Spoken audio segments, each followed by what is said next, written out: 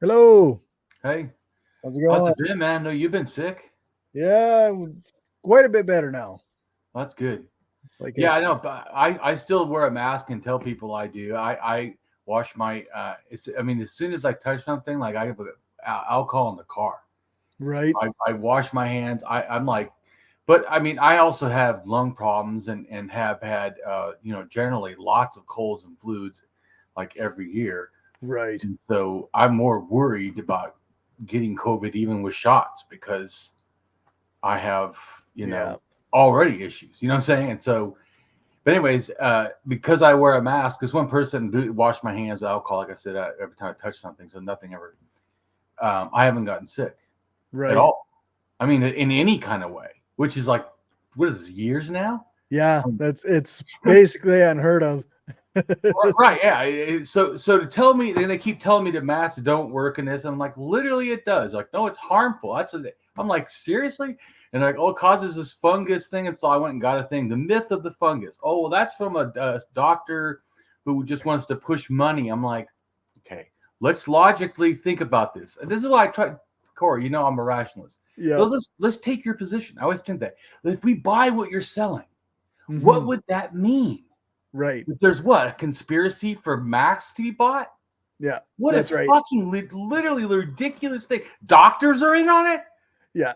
Even the That's right. CDC is in on it. I mean, it's Because somehow literally masks are the profit driven. because you guys see what I'm saying, the conspiracy. What I think is Yeah. so crazy is, and I'm not trying to be mean, but I feel like people are foolish. And when I say this, I call my mom foolish to her face. So anyone thinks that that's a put down, go look up what the definition is. When you do something that doesn't make sense, it's not right. It's foolish. Right. Exactly. Yeah. I'm not trying to be derogatory in a sense. I'm just saying that this is not a good behavior. You Yeah. seriously should not do this. But I was saying, why is it that people will latch onto almost any fucking bizarre conspiracy, but yet won't get that capitalism is bad when it's right in front of their fucking face Yep. every day on their paycheck? Yeah. Literally, I mean, yeah. But like I told you, to me in general, I don't go to the whole Marxist thing. To me, as an axiologist, I first start with people are dignity beings, right? Right. Not corporations, obviously. Obviously. So literally, we have to care about people. I mean, that starts, as that starts my whole understanding how we can get past solipsism, because Mhm. axiology says the same thing right at the beginning when they say, "How do you know the world's real?" And I go, I don't. And they go, "Aha! So you can't make moral actions." I'm like, "Aha! Wrong." Then I have two things to think about. I told you this last time. Two things Yeah. to think about. If the world is fake, anything that I do, good or bad, means nothing. It's fake, Right. right? But if the world is not fake, so there's really just a binary choice. Either Yeah. the world is fake or it's not, you Yeah. know? So, and so that to me, it's the easiest choice. Well, fuck, we need to act like the world is fake. Bullshit. We need to act like the world is real, Yeah. right? Because That's there's the a only yeah. logical That's position. right. And Yeah. it's actually, like I said, the axiological position that happens immediately. There's no, it's not, this is why I talk about, I feel like a moral argument or moral, in a sense, dread or something to not pick the right answer. Axiology, this is like the easiest shit in the world. Right. Do people matter? Yes. Yeah. Done. Yeah. Move on. Next thing. We don't even have to talk. I'm just saying, that's why sometimes to me, it's not like I'm always like smarter than people. My IQ is like 135, which is the lowest of the geniuses in a sense.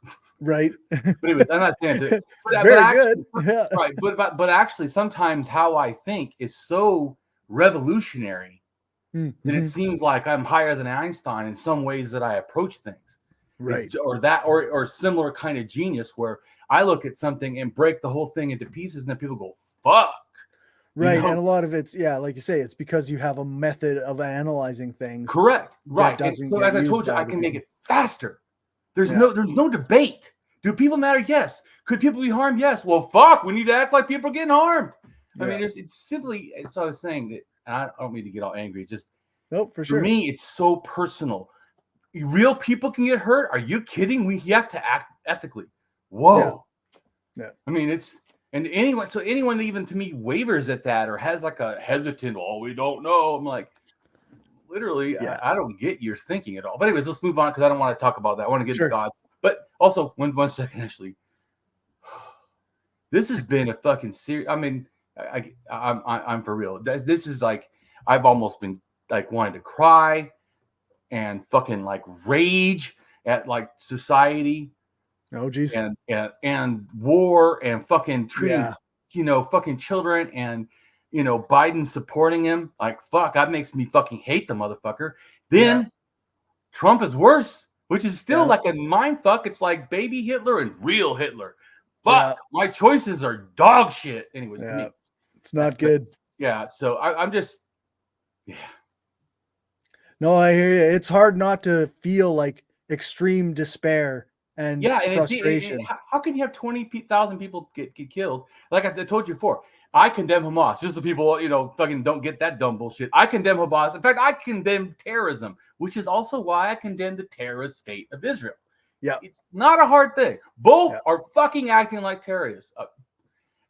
Who is worse currently? Well, one did 1,000 people, right, and one did 20,000 people. So currently, it seems like Israel's trying to lead proportionally. One of them is being worse right now. But anyways, and I don't want to get into all that because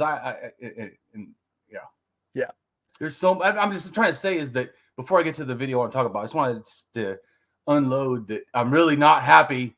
This is total fucking bullshit. I feel like we're in, heading into the darkness abyss. And Trump's trying to sound like Hitler. I've always hated him. Always thought he was racist. But it's hard when he says some of that, like the blood of America. I just want to go through. I try to have to be violent. I want to punch him in the face when I hear that.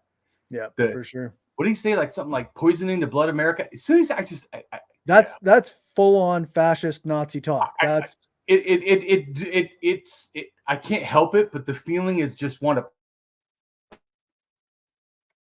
But boy, I feel it. So just people think that I don't. Just because I believe in non-aggression does not mean I don't have desires that are very aggressive. Anyways, I want to move on from that because I want to get to the gods. The whole point I want to do about this video is I know I talk about gods and religions, and people don't think they know. This is a problem always with me. People come to my knowledge and think they know what they're talking about. And some people have some ideas here and there, but when they read mine, they feel like they don't know anything. Right. In a sense, because I explain it in such a way they're like, what the fuck? I mean, so we're going to go ahead and look at the blog. And so I made this blog basically because people kept asking questions. Then I realized I just need to make a blog because this is better than my blogs in the sense of getting my main, rough idea out. So we're going to read a little bit of the thing, and then you're going to click on one of the links to the blog to another blog, and then we're going to skip down and get to a part where I explain gods. And by the way, people, go read these blogs and then click the links or go there. I have tons and tons of other blog links to go to that explains everything I'm saying. Today is not going to be, I'm going to go real fast through these blogs. We're going to look at the picture. I'm going to go, blah, blah, blah, blah, move on, blah, blah, blah, move on. I mean, so just so you know, it's not because I'm trying to rush this. It's because I want to try to give you the really quick, big picture of my thinking that you can only get by doing it fast. Right. So there we go. just so people know that I'm gonna be hitting this hard. So the first picture, I don't even want you to talk about. Go move on to the thing that says post and then shows the picture. Do you see that? Yep. Okay. We got it's hell and underworld mythology starting maybe as far back as 7,000 to 5,000 years ago with the Proto-Indo-Europeans.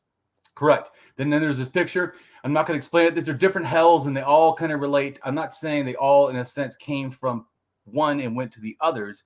To me, it's more varied than that. Like I've told you before, it's more like things came from the top and filtered into, 8-10 different ways, and then they broke off, and anyway. So, just so people don't get confused. Just because it shows like by age, that's what this is.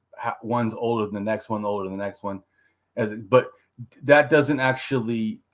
Just so people don't get confused. I'm not saying that that's how the order went at all. Right. It's just timing, and these are all correct. Just timing. Just showing. Yes. These are things that happen at different times. I think that actually they're all related to some original myth, even older than all of them. Just so you know, probably 7,000. I don't know, but so that gives you an idea. I don't think hell is probably older than that. And in fact, as you see the first thing that's the Proto-Indo-European, I don't even know if you really call it hell. Right. Exactly. Do you know what I'm saying? It's something not super pleasant, or maybe you have to like do tasks, kind of like Greek mythology where you got to like fight or do things, or even the Egyptians, you got to like somehow prove you're good enough or something. So it may have been something kind of like that. I think you have to get past the dog, and somehow you got to make the dog happy. Maybe, I don't know. Anyways, I don't want to get into all that. Like I said, let's move on. Next thing. So then somebody, of course, commented on, because this was a post I made online, and so go ahead and read this comment. So Go ahead and read his things, and then I'll read my own response. Okay, so he says, my take on this stuff, way back, some ape/human got smashed on natural fermenting fruit or ate some shrooms, and he began to think, became conscious, asked questions, what the feck is the sun, sort of thing. Sometime later, along came a priest and told him what to think.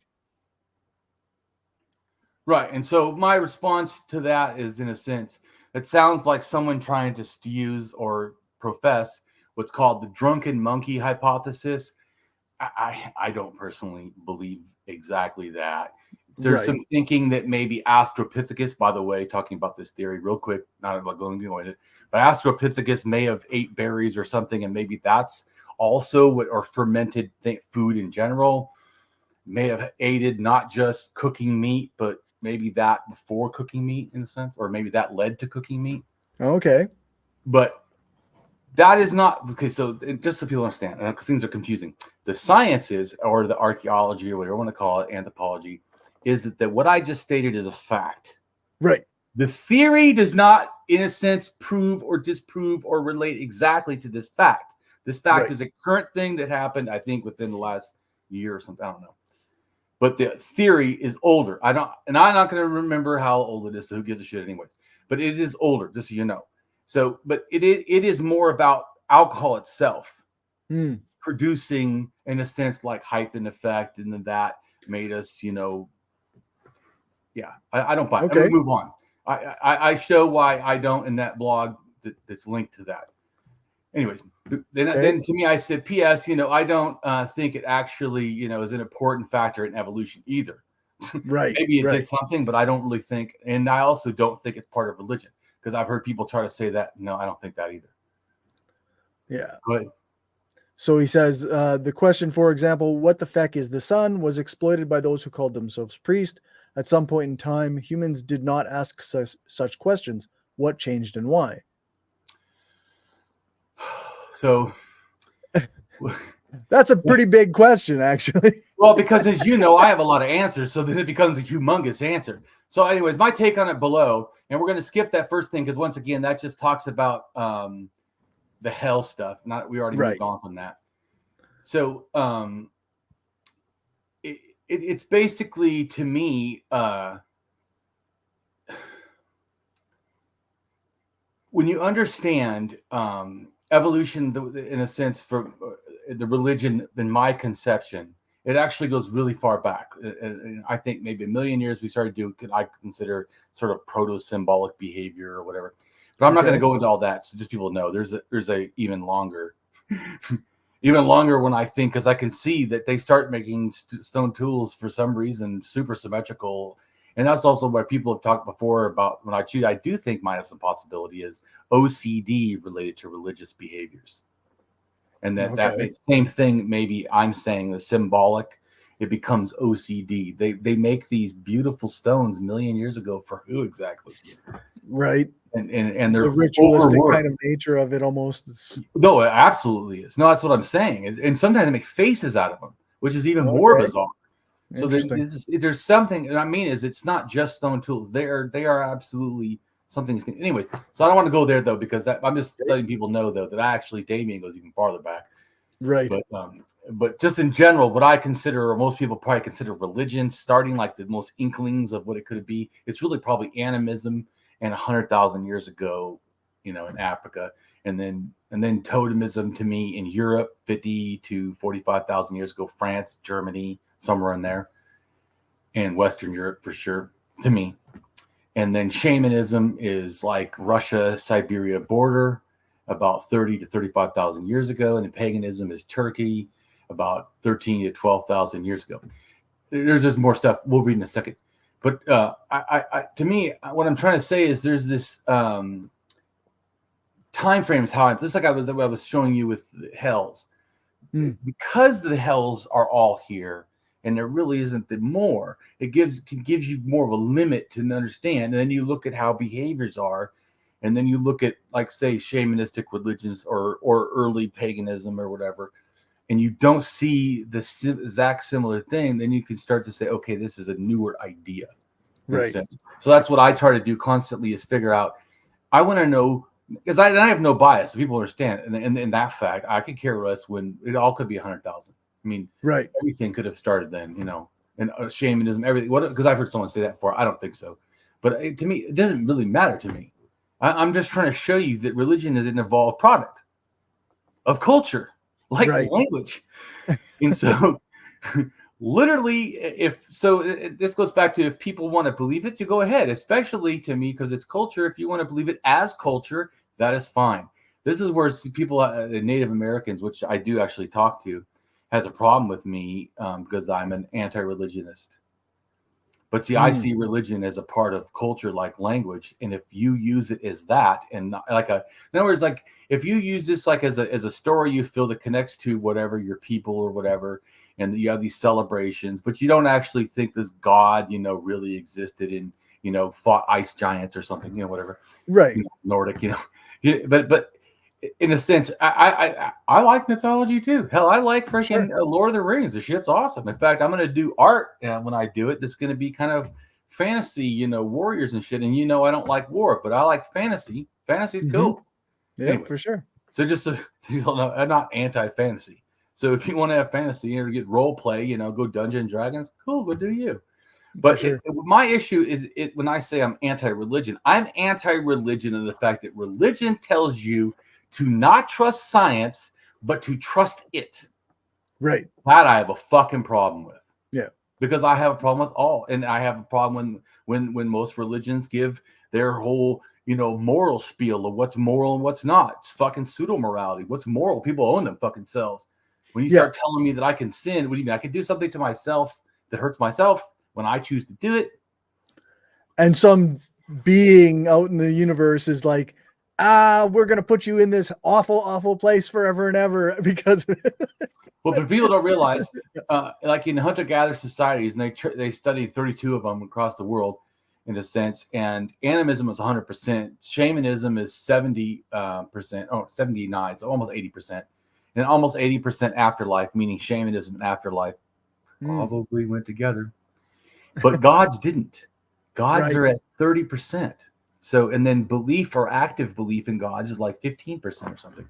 So, or whatever. I have a chart about it. But the point is, and the whole thing to the study and research and explain everything. Anyways, but so the bypoint though is you can, just the same way I do, by understanding these times and things, you can start to see that it actually didn't all come together.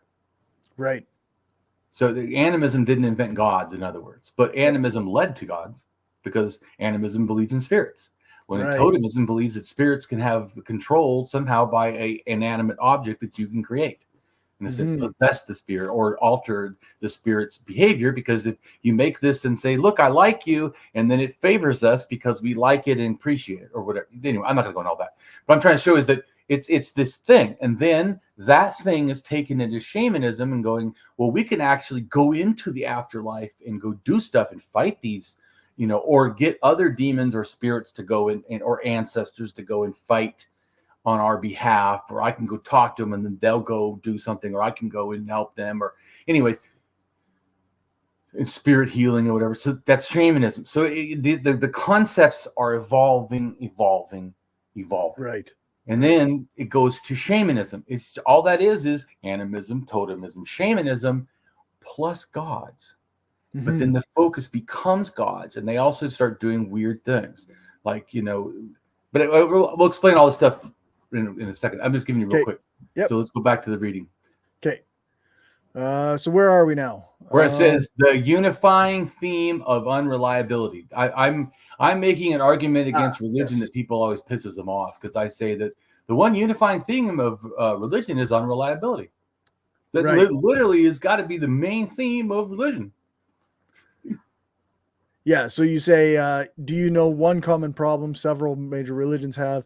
They were not written by the person they claim to represent to the main figure. The Torah was not written by Moses.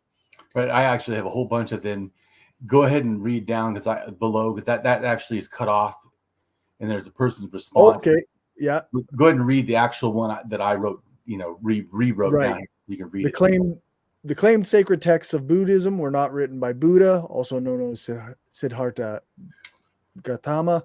And of course, not even one written word was put in the Christian Bible authored by Jesus.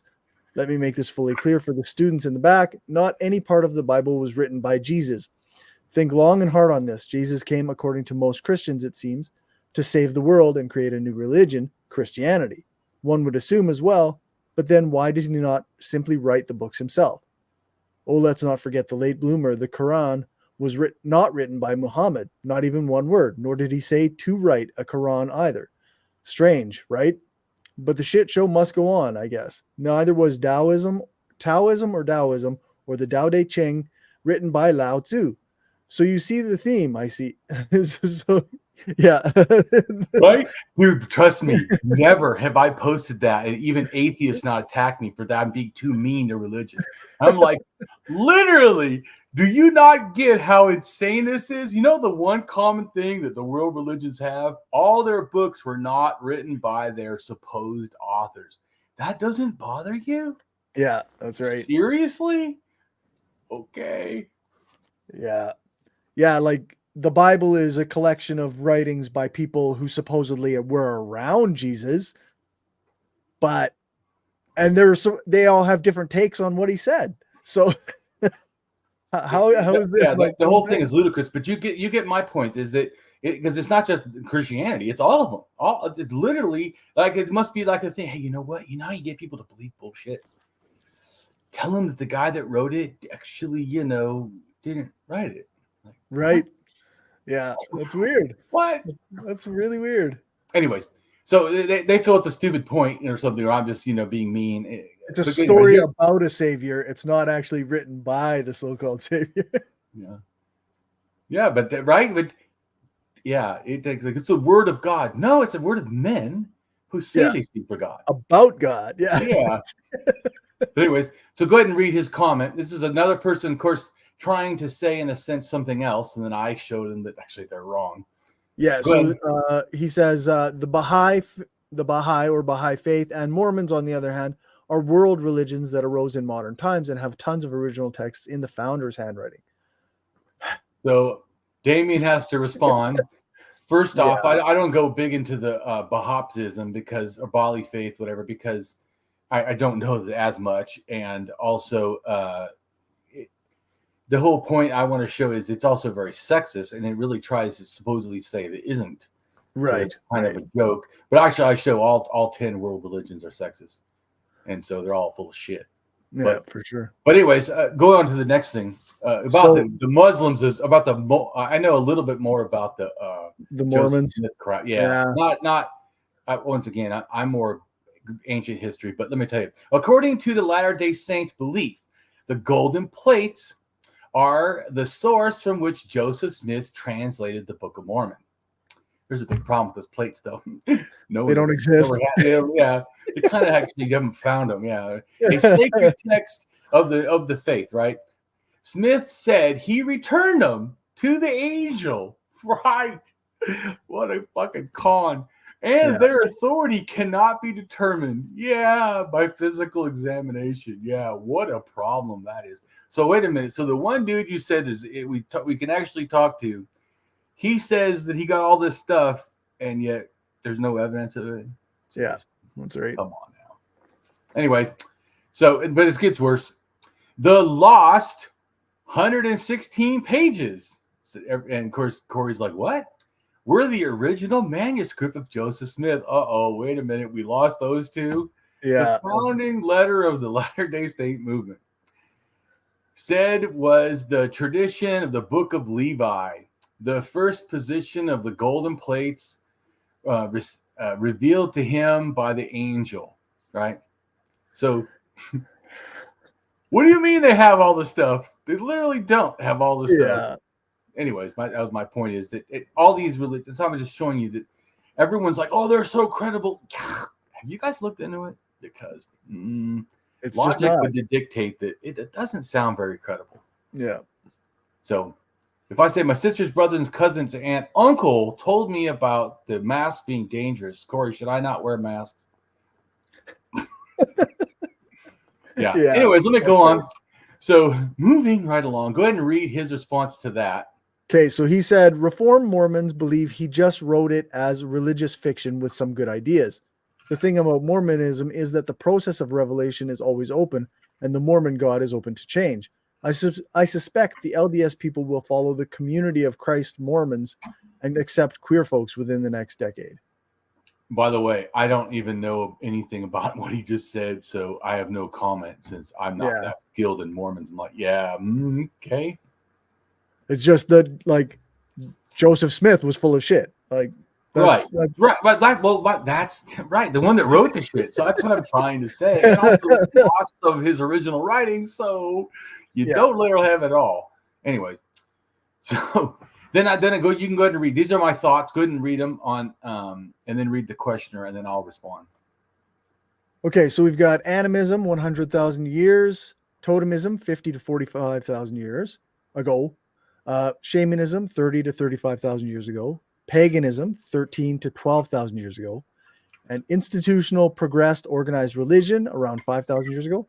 And present world religions are under 4,000 years ago. So then the questioner says, since I believe that all cults/religions are made up for the profit of the few and fooling of the many, how did they profit from animism? Any guesses? Well, and at first, just so you know, I wasn't I respond, but my response is actually not, yes, I agree, animism profits off people. Right. Just so people know. And just another thing, too, is even though some people consider animism primitive or something, I don't see religion like that. I see these as core elements that are still in religions today. So every religion, every religious believer, even any people that say they're spiritual and not religion, or some people that says they believe in afterlives or in ghosts, every one of those people, to me, is a form of animism. Right.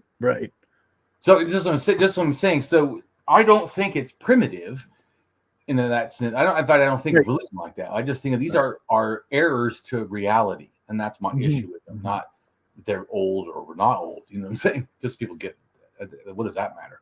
So I'm not judging them. I'm saying the times. For sure. So to me, and then that's just to you understand my response. Animism allows unscientific thinking / magical thinking to be believed. In a sense, one makes them people think, in a sense, that they understand what can seem like mysteries, right? People want to understand. So it's just, oh, I felt something, It's like just the wind, but there's nothing there. So it must be a spirit. Yeah. Just to give you an idea. Right. So it's not. So people say, "Oh, see, Damien, you're saying that our brains are made for religion." It's like, no, our brains are made for superstition. Religion is just a byproduct. Because think of this, Cory. Where are there animals worshiping almost anything? There's something close to that is baboons that will worship the sun when it rises. Yeah. In a sense, there's a few little, but our brains are like connection making machines. Oh, totally. We look at the sky and we draw connections between, we felt this on our face and this other thing, and those two things are connected. Right. That's so you get to that. I'm not saying I have that same problem. We have to stop ourselves from being animists. It could be natural to make wrong logical jumps. Right. Yeah, for sure. So just so people grasp, it's not like I'm putting people down here animus. It's just literally that this helps you believe you understand things about the world that are mysteries, and you don't. And then you give unscientific, magical thinking answers to it. Yeah. Anyways, so such as how you feel air, yet there's nothing there. It is a spirit then, they may think, or have thought in our ancient past. And then go ahead and read another person responded. He says, I would guess selling to the unwashed magic talismans to ward off the evil was the beginning of religions involved selling. I wrote the IE because I knew what they were meaning. Ah, but I knew that, wow, that's not going to be good enough for the blog. People are maybe not going to grasp what exactly is that person sort of asking, or what am I kind of thinking I'm responding to, in a sense. So fair. Right. So I wrote, evil is likely something that relates to shamanism. Once again, this is not, just people don't get this incorrect. I'm not saying shamanism is evil. So let me finish. I.e., sicknesses were seen as things like evil spirits the shaman can heal you from. Then you make things such as magic talismans to ward off evil. Probably also totemistic shamanism stuff. But as you see, in a sense, both of those, the relation to the word evil, are to try to be positive. One is that they're healing you. The other ones are trying to protect you. Just so you can grab. Now, to me, that the talisman concept probably can relate sort of to what happens eventually to special spirits becoming gods. To me. Correct me if I'm wrong here, but even in this first question where this person is saying that they believe that all cult religions are made up for the profit of the few and fooling of the many, there's an unjustified assumption within that question. True. Right? That's true. Well, that's also correct. That's also why I didn't even. I never did. I ever say, "Oh, I agree with you." Right. Exactly. Yeah. No, I don't agree. I've told you before. That's because people understand only 4,000 years ago religions. Right. Well, that would make sense because 4,000 years, hell, 5,000 years ago, for sure it was that. Yeah, that's right. So yeah, anything after 5,000 to Damien probably abso-fucking-lutely was a power-hungry people utilizing religion for their own ends. Yeah. Fuck yes. Because that's when you start getting statements like, the god likes the kings. Yeah. The god wanted the king to conquer all these people and kill them. Yeah. Fuck that. Some dude wrote that. Yeah, that's right. Yeah. All right. So to me, but I totally agree with you. This is but you know, how much time do I have to also answer every freaking stupid question? This was a not good question. Incorrect in its presumption and everything. But so yes, I totally appreciate you addressing that. I don't think that, but I do. Like I said, you have to understand too. Before 7,000 to 5,000 is when all the warring clan and male took over, and 7,000, I think, to 5,000 is also when capitalism starts to spread in its disgustingness of selfishness and greed and big power, turning into kings or turning into probably clan leaders. And then and special shamans or something, or whatever, and then eventually, or priests, and then eventually priest kings, and then just fucking kings. Right. Yeah. So so it started extremely not secular, and actually kings, greed like capitalism goes, I don't want to give all this to the fucking church.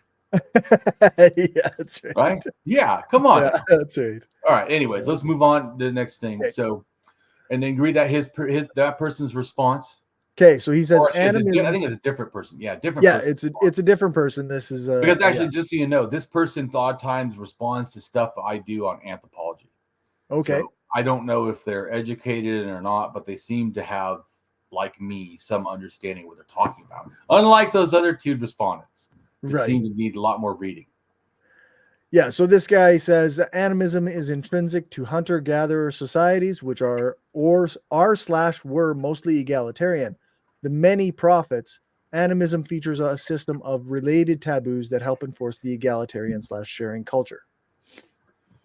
Right, and that I agree with more, but I still kind of didn't like the trying to make some sort of a monetary thing. Right. Because that's like thinking in the capitalist mindset, because I really don't think these fuckers think like that. Just like a true anarchist and a true communist, we shouldn't be thinking through money. What the fuck? Do I like Cory because how much money he has? Should I like Cory or not like Cory because how many followers he has? Yeah, or because I can profit you in some way. Right, you can profit me. Right, exactly. Exactly. But do I think like that? No, I do not. No. I don't make a profit on my shit at all. Zero. And yet I make sure I say that Cory should make a profit. So it actually works against Damien, And then Right. I even try to share money with Cory because I care and want to support his channel and stuff. Because it's not about money. Anyways, Right. anyways, beside the point. So going back to the money thing. So I do agree that it's. So I try to show that how he's saying it is just too tinged with that capital. So I say, I agree, but what I'm agreeing is this, that there are behavioral modifiers like prestige avoidance, which is the practice of not bringing lots of attention to yourself and being humble, being just one worth of all the other people who have equal worth. Dude, every time I think about that, I think, oh, doesn't that sound like anarchism? Yeah. That was beautiful, man. I mean, because I think that's something that I think, like, because you just think of this.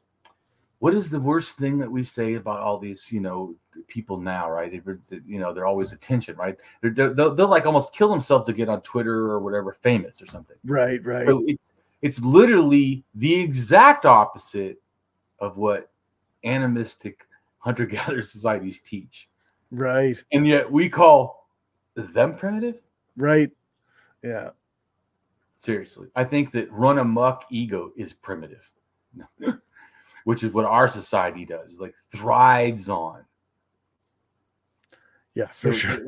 Well, I mean, right? Yeah, Literally, it's like, just say it the exact opposite, and then your prestige promotion is what it should be. What does America do? Prestige promotion, which is the practice of bringing lots of attention to yourself and being extremely unhumble. Showing that you are more worth all the other people who do not have equal worth, right? Yeah, that's how you can say it for our society, which is fuck that. I would rather be like the animist society. I told you, I really got to respect them more reading about it. Oh fuck, even though I think their religion still is horseshit. Man, that prestige avoidance thing. Whew, we need to teach that shit in school. Yeah, that's right. Yeah, for sure. Or would teach it at home. I mean, dude, this is actually a really good thing. Holy fuck. Anyways, so we're gonna go ahead and then go ahead and read the red. Okay. So it says, what I do not like about religion in one idea, religions are, as a group, are conspiracy theories of reality, usually filled with pseudoscience, pseudo-history, along with pseudo-morality and other harmful aspects. See, now that if anyone wants to hate me, indigenous or otherwise, that is what I feel I am thinking as an anti-religionist. So it's not like I want to burn down churches. I never say shit like that. Or I want to stop people from believing, or I want to kill believers. I absolutely nothing. It is a rational argument that I would like people to live in reality and not be a promoter of pseudoscience, pseudo-history, and pseudo-morality, and other harmful things like hate and violence.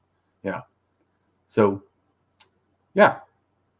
I mean, you get my point on point. So that is what just like people are saying, well, what about hit? But say when people say, oh, what do you mean pseudo-morality? Let me give you a simple one. Do you hate trans people? Do you say it's because of your religion? Fuck you. You're a bigot. Your religion's a piece of shit if it says that. Okay. It's also, guess what? A bigot. And all the fancy words and your belief and faith and whatever is not going to change. It's just bigotry. Yeah. So, anyways. like I always thought of like you say, like the pseudo-morality, like, so they dislike trans people based on false ideas about what is right and wrong. That's what I'm trying to say. Right, because they have this false idea that everything has to be, say, but this is I always thought, this is like me being intersex, right? This is the craziest thing to me. Didn't God create me this way? Didn't God create trans people this way? If you believe in God and all powerfulness and all that. Well, I mean, I'm just saying, because the reason I bring this up, because they say they're accepting that gay people are made, but they're supposed to not engage in gay behavior. Well, but then you hold on a second, though. Do you feel that God made him gay? Right? I mean, so they made him trans. I mean, yeah, whatever. Yeah. I'm not going to try to go logic wise because I already know there isn't any. Yeah, that's right. But in general, Cory, I feel like people don't grasp at least how I see it. What I feel is that this bigotry of others is just this shame that you smear all over yourself, trying to look better than everyone else. Yeah, that's right. Fucking hate it. That's why when I hear Trump say that shit, I fucking hate it. But I also hate fucking Biden. I don't know, but if there's any thing we can do about, just acts of war that, a bunch of babies die. It's unfortunate.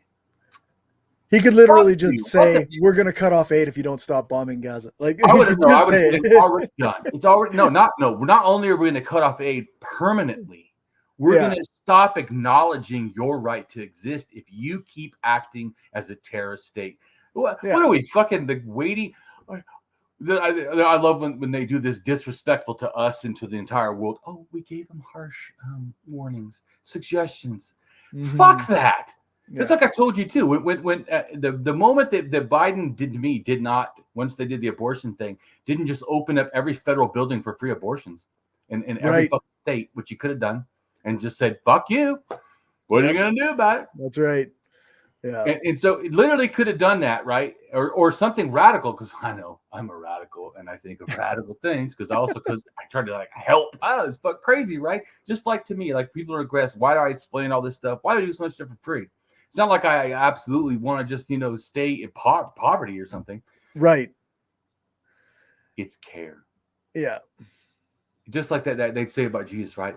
God so loved the world that he did that. You know what? Damien so loved the world. He gave all of himself for free. So that anyone, no matter how impoverished, if they can get online, they can learn from me. Yeah. So it's always been a choice for me. Anyways, and it's not like ego or anything else. It's literally because I fucking care. So let's finish what we're doing. So I don't want to read that whole thing. But anyways, this next picture is talking about shamanism and Siberia, and it's talking about the horns and how the horns relate to spirits coming from the clouds to the horns. I don't want to get all that. Move to the next thing. Okay. So because I'm trying to be fast. Anyway, so go ahead and read that. Okay, so we got your post says, "I enjoy your post, and I am an anti-theist and ancom. Anti-theist is my dislike of theism. It is not a removal of my secularist thinking or humanist endeavors. I respect people even if I don't like religion or gods. One can dislike things and not be a bigot." I followed you as well, speaking to this. The person is a Native American. Okay. Or maybe Native Canadian. I actually don't remember now. So an indigenous person. By the way, I'm not trying. Yeah, I'm not trying to. Yeah. I just forgot. But anyways. Yep. Fair.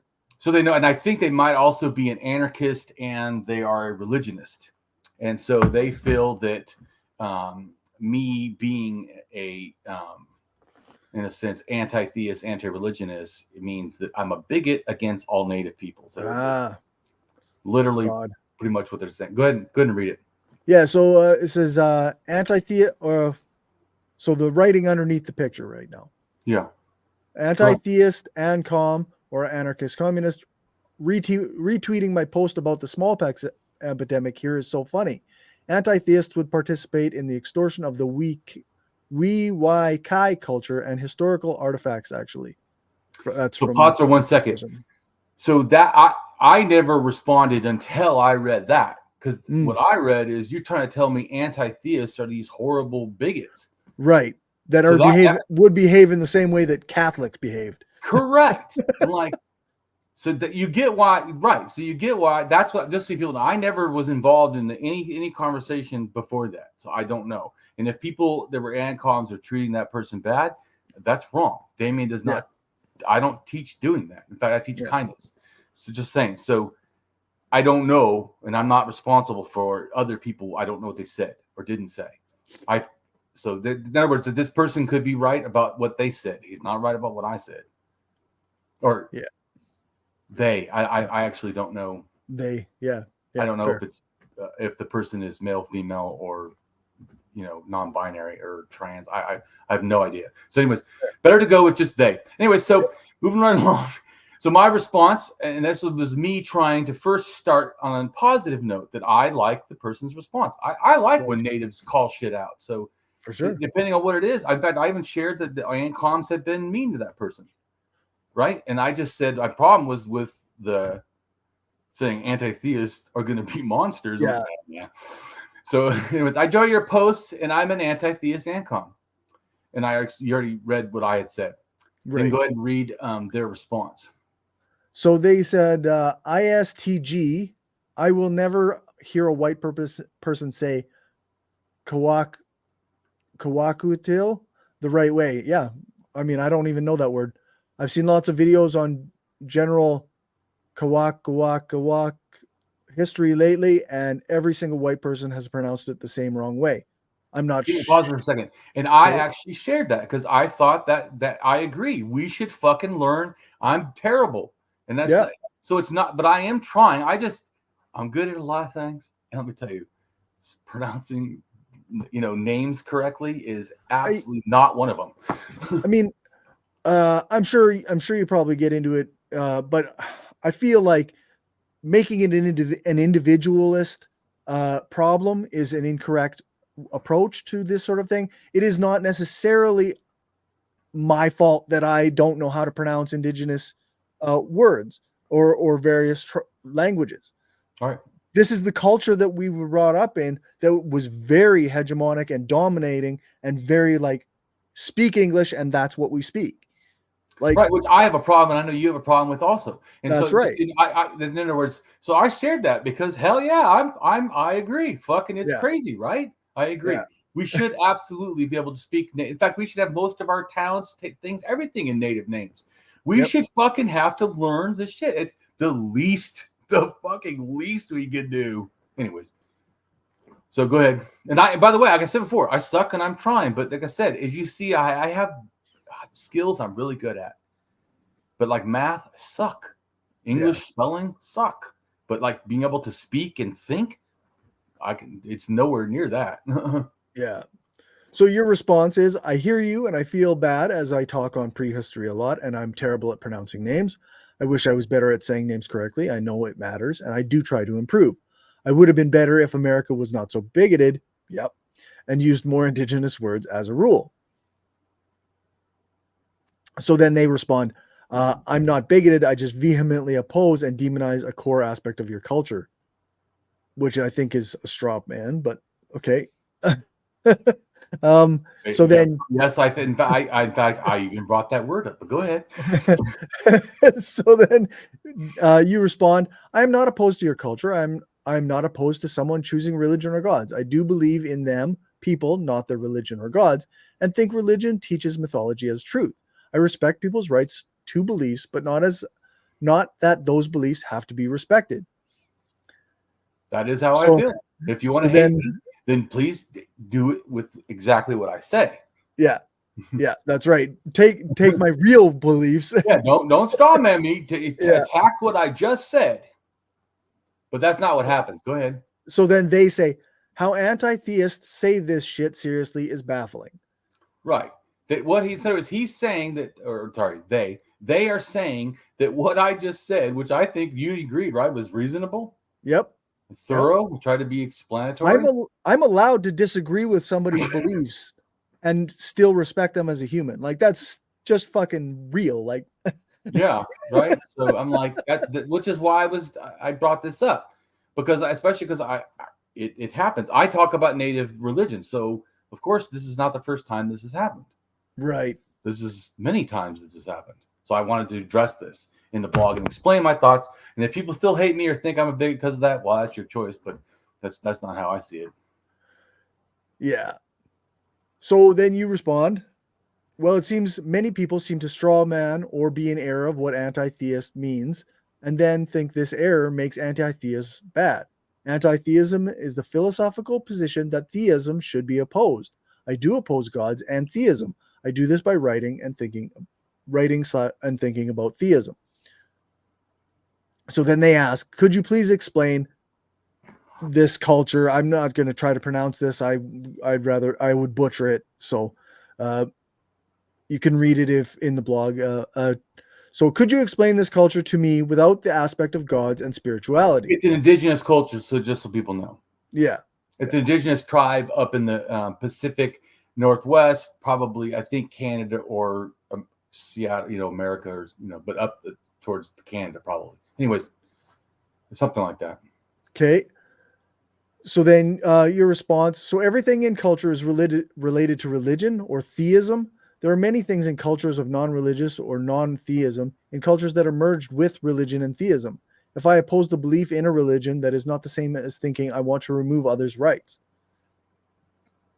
Pause for 1 second. What do you think about that statement? Well, I think that's fair.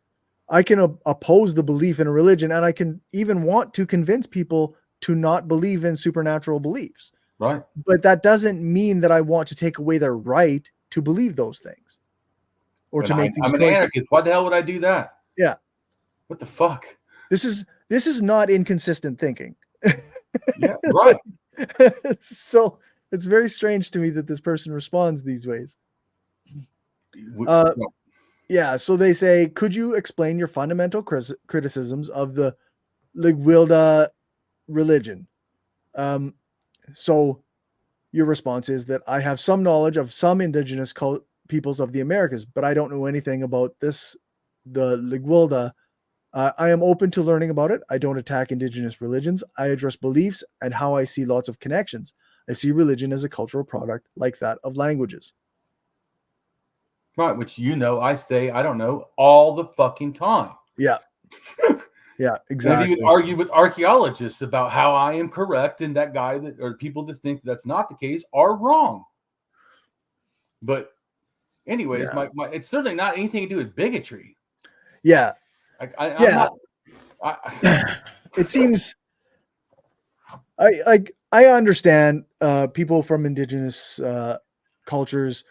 They have experienced a lot of oppression and a lot of bigotry towards them, and I don't want to begrudge this person their response and their I said nothing negative about them. Their innocent, perhaps very innocent misunderstanding of your position.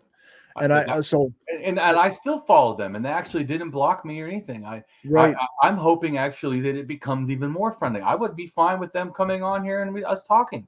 Explain. Sure. They can explain their religion to us personally. Yep. But like I said, I won't attack them, although I will not believe that non-real things are real. That's all. That's right.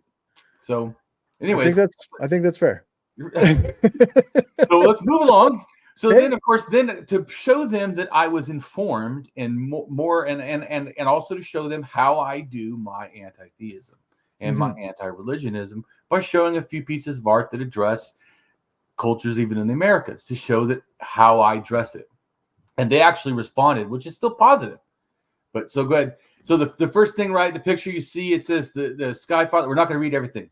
The Sky Father, High Gods. Don't read anything else that matter. It's all related to all these different places. I think it all came from the Lake Balka, Siberia area, North China, that whole little area right there, and then went all over. So all these are the same, come from the same, I think, original sort of sources, and then changed, evolved, wherever they migrate. Right. So. And of course, they're different, but they're similar. That's also why a lot of the mythology, like of even creation myths, match other places in the New World and Old World, or in a sense, indigenous cultures all over. Whether they're in Iran or in Peru.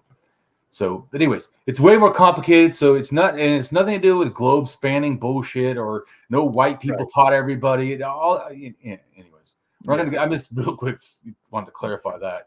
Yeah. And so then all these other things you see are the big groupings. These are actually languages. I'm showing how much language spreads around. This whole thought of like how states are now is just not really accurate to the actual world of, like languages and people. Anyways. Yeah.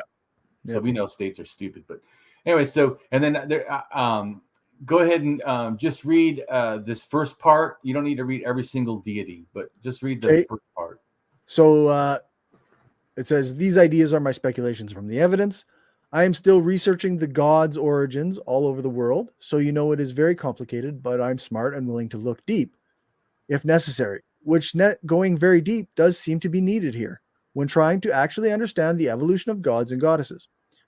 I am sure of a few things and less sure of others, but even in stuff I am not fully grasping, I am still slowly figuring it out. to explain it to others. But as I research more and I am understanding things a little better, though I am still working on understanding it all and something close, and thus always figuring out more. Right. So like some people, like, they think they already know it all. I know a hell of a lot, but I'm Right. still trying because there's still areas where I'm not feeling as good. And I know it's just because I need to research more, just so you understand. Like the one thing I haven't done before, and I'm going to be doing a blog, and I asked John Hoops to help me with, was shape-shifting. I think this is really important and undervalued. People talk about it for werewolves, and people talk about it for, say, Native American things or something. But I think it's way more important than people are grasping. Mm-hmm. It is how animals turn into human gods. Okay. To me, it's how you get this connection or back and forth to where you get, like, because everything starts to me in animals and then goes to humans. Well, I think the shape-shifting, which is part of shamanism, absolutely helps explain this. But anyways, so I'm going to write a whole big thing. And so but that's not the only thing. There's all kinds of stuff I need to figure out. It's just one other aspect. So go ahead and skip all that stuff. And then look the next picture, just real quick. You see the sharedness. I explain my ideas. Yep. Good. Now go down to the next thing and just read where it says Central Eurasian. One Central Eurasian Neolithic individual from Tajikistan around 8,000 years ago and approximately 8,200 years ago. Yuzini Oleni Ostrov group from Karelia in Western Russia, formed by 19 genomes affinity to Villabruna ancestry than all the other Eastern hunter-gatherer groups. Right. This is basically explaining, like, sort of help explain what the map is saying, more DNA. But we're not going to get going. People can link on that and go look it up. The next picture, really quick. We're not going to. I showed this to show the Native American person, that I have some knowledge about what beliefs we're doing, and I'm not just fucking guessing like some people say. Oh, I think maybe it was because of sun or power or money or it's a cult or whatever. I'm not fucking guessing. I'm explaining all the data, and then when you look at it as a big picture, it kind of helps understand what the fuck's going on. Can you see it? You see where Lake Baikal is? I always say Balka. I'm probably fucking saying it. They're probably going, "Oh my God, Damien, you say it 1,000 times wrong." So what? No, it doesn't matter. But I'm just saying, whatever. But anyway, but it's because it's super important. That area, everyone in the world needs to know this if you care about religion and culture, because this has like a fuck ton to do with a fuck ton of stuff. Yeah. Lake Baikal, you need to remember this. This is the most important lake in the world for you to remember, because everything happens around that goddamn lake. And then, but this explains why. So just understand the first culture in that first picture, in a sense, the first culture, well, actually, there was no picture, but the first cultures that went left out were different. They were R. Right. Then N comes in, different culture doing similar stuff because it connect with some of the R and also Q and whatever. So then they all Q, R, and N. Everyone's doing shamanism. That's these DNAs I'm talking about. And then, of course, R turns into the first pagans, and then eventually you and me, people that have light skin, are from RB1, and RB1 comes into like 16,000 years ago. Anyways, let's keep going.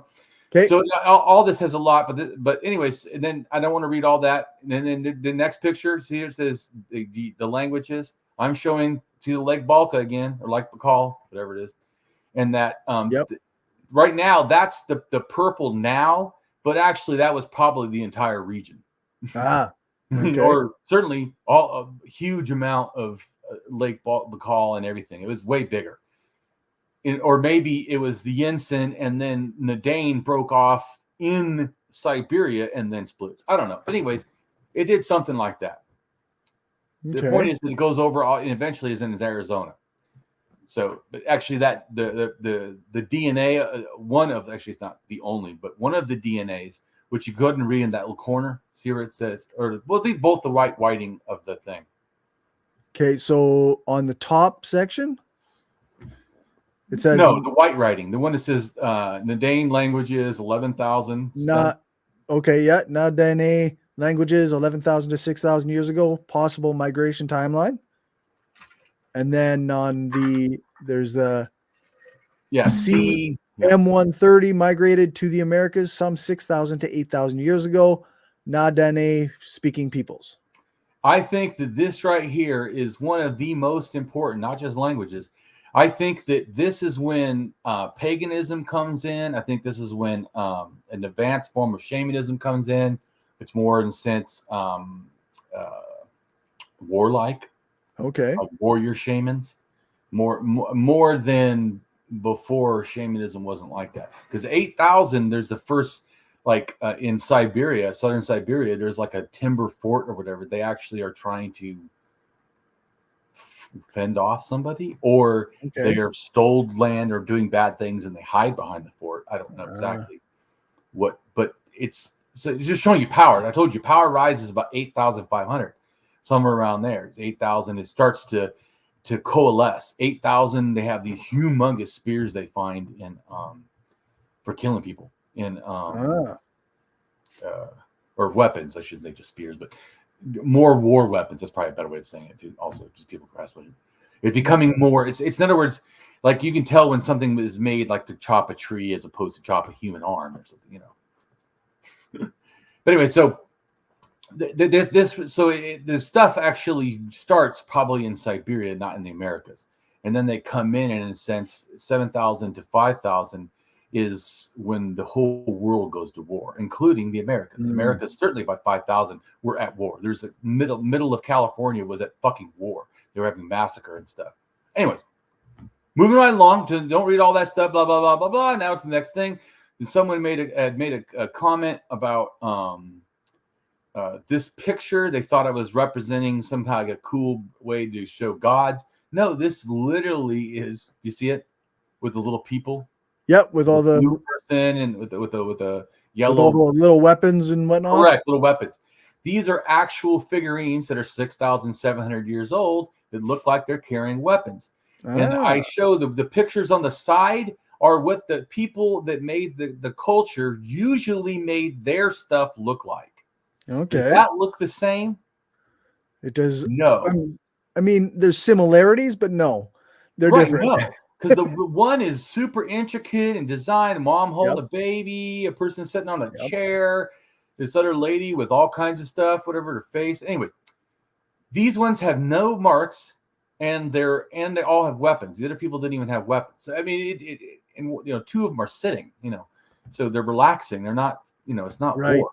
Anyways, what I'm just trying to say is that this is to me, after the gods already start taking over, this is like the new behavior, this war clan dominance, which we the DNA shows also, which we've read many times. Remember, you and me read about this many times. Anyways, so Damien says it all the time, man. Come on now.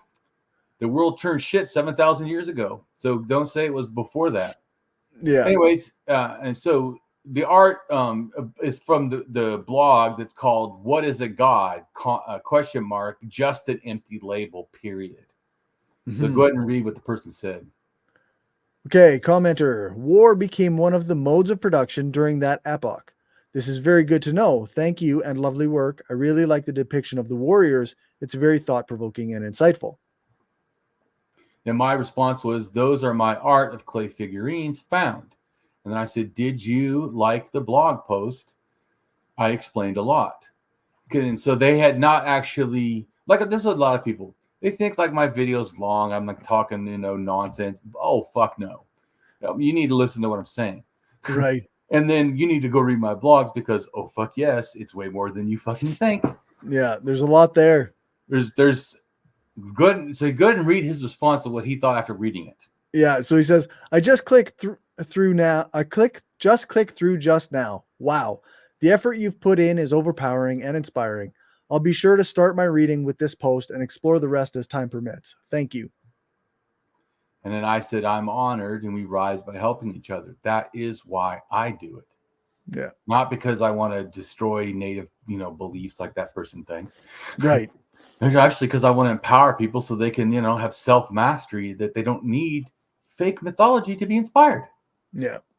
Anyways, so then here's one of my pictures showing me doing my anti-theism. Do you see it?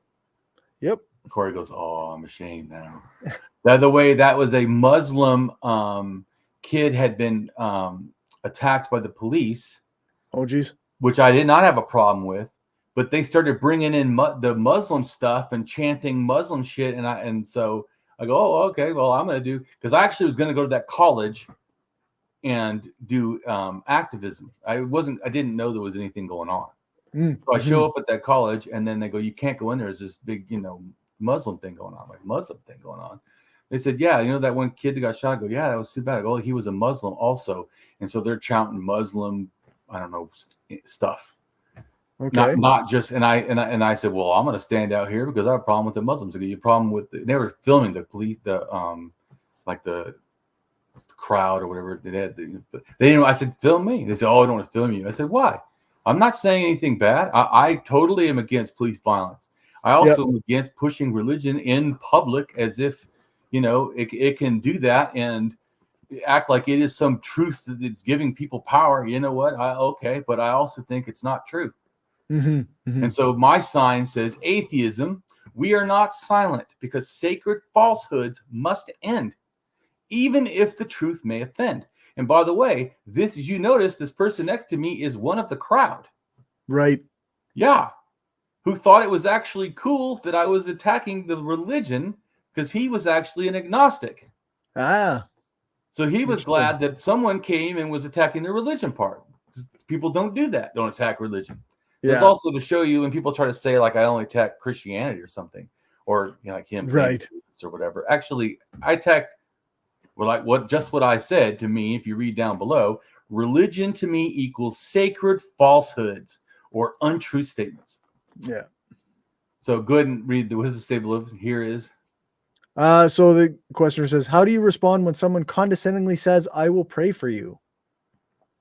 And then I say, sometimes I say, don't waste your prayers on me. Prayer for the starving children throughout the world that your God seems to not care about. Yeah. Yeah. Of course they go, oh, yeah. Yeah. You weren't expecting that one, were you? Yeah, that's right. This is not my first turkey shoot, believe it or not. Yeah. Yeah, I've been out in the public and done, that's why stuff online is a joke, man. I've been in public where someone could actually punch you. Right. In fact, I almost got hit, I think, at the military thing when I showed up. Oh, hear me. They were having a military commemorance, and Damien showed up with a fucking sign that talked about that atheism and stuff. Yeah. You know why? Because they openly talk about God. Yeah, that's right. So then I will openly talk about atheism.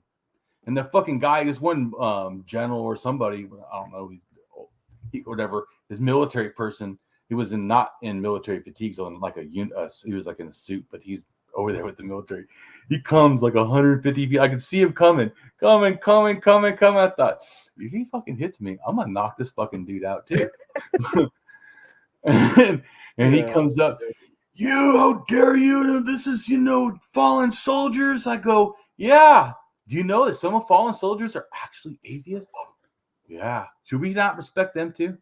I know it's not a popular thing to say, but I don't actually consider fallen soldiers to be more valuable than any other person that died. Oh, they're not. I was just making a comment that some of those are also atheists. Yep, for sure.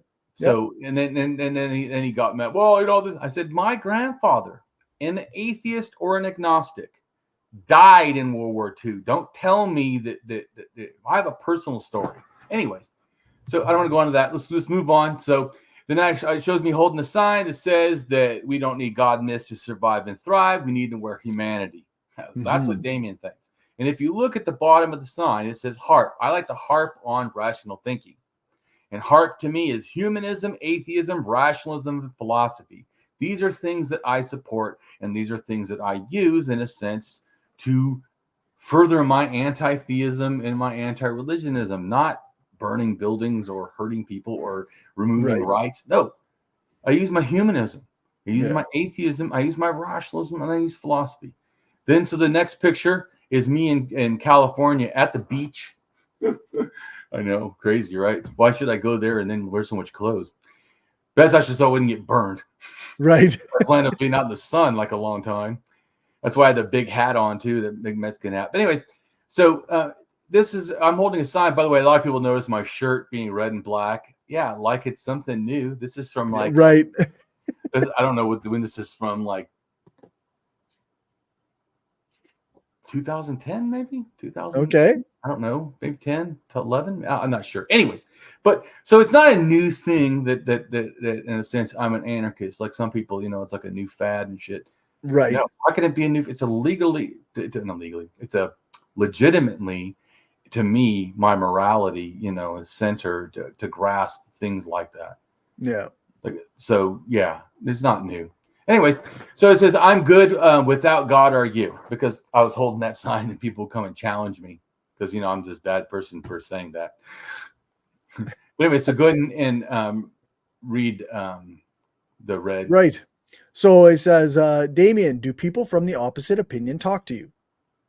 And then I said, I don't challenge people who believe unless they claim truth or ask me a question. I attack thinking, not people. I just sit there with a sign and let others come to me, which they do in all kinds of ways. It is generally around 80% of the people who try to talk to you during atheist activism are theists. Right. So people think I've never talked to people. Literally, that's most of what I've done. Yeah. And so they say, Damien, what has come of your atheist activism? That's a large question. So I said that I have had people lose faith right in front of me after talking to me for like a half an hour. I've had people doubt their faith, and even quicker. I still have had people that, feel they need to use faith. And I've had even a few people seem to clutch faith even harder, which I really find bizarre. Most people who talk with me for a while, though, start to think more before leaving me.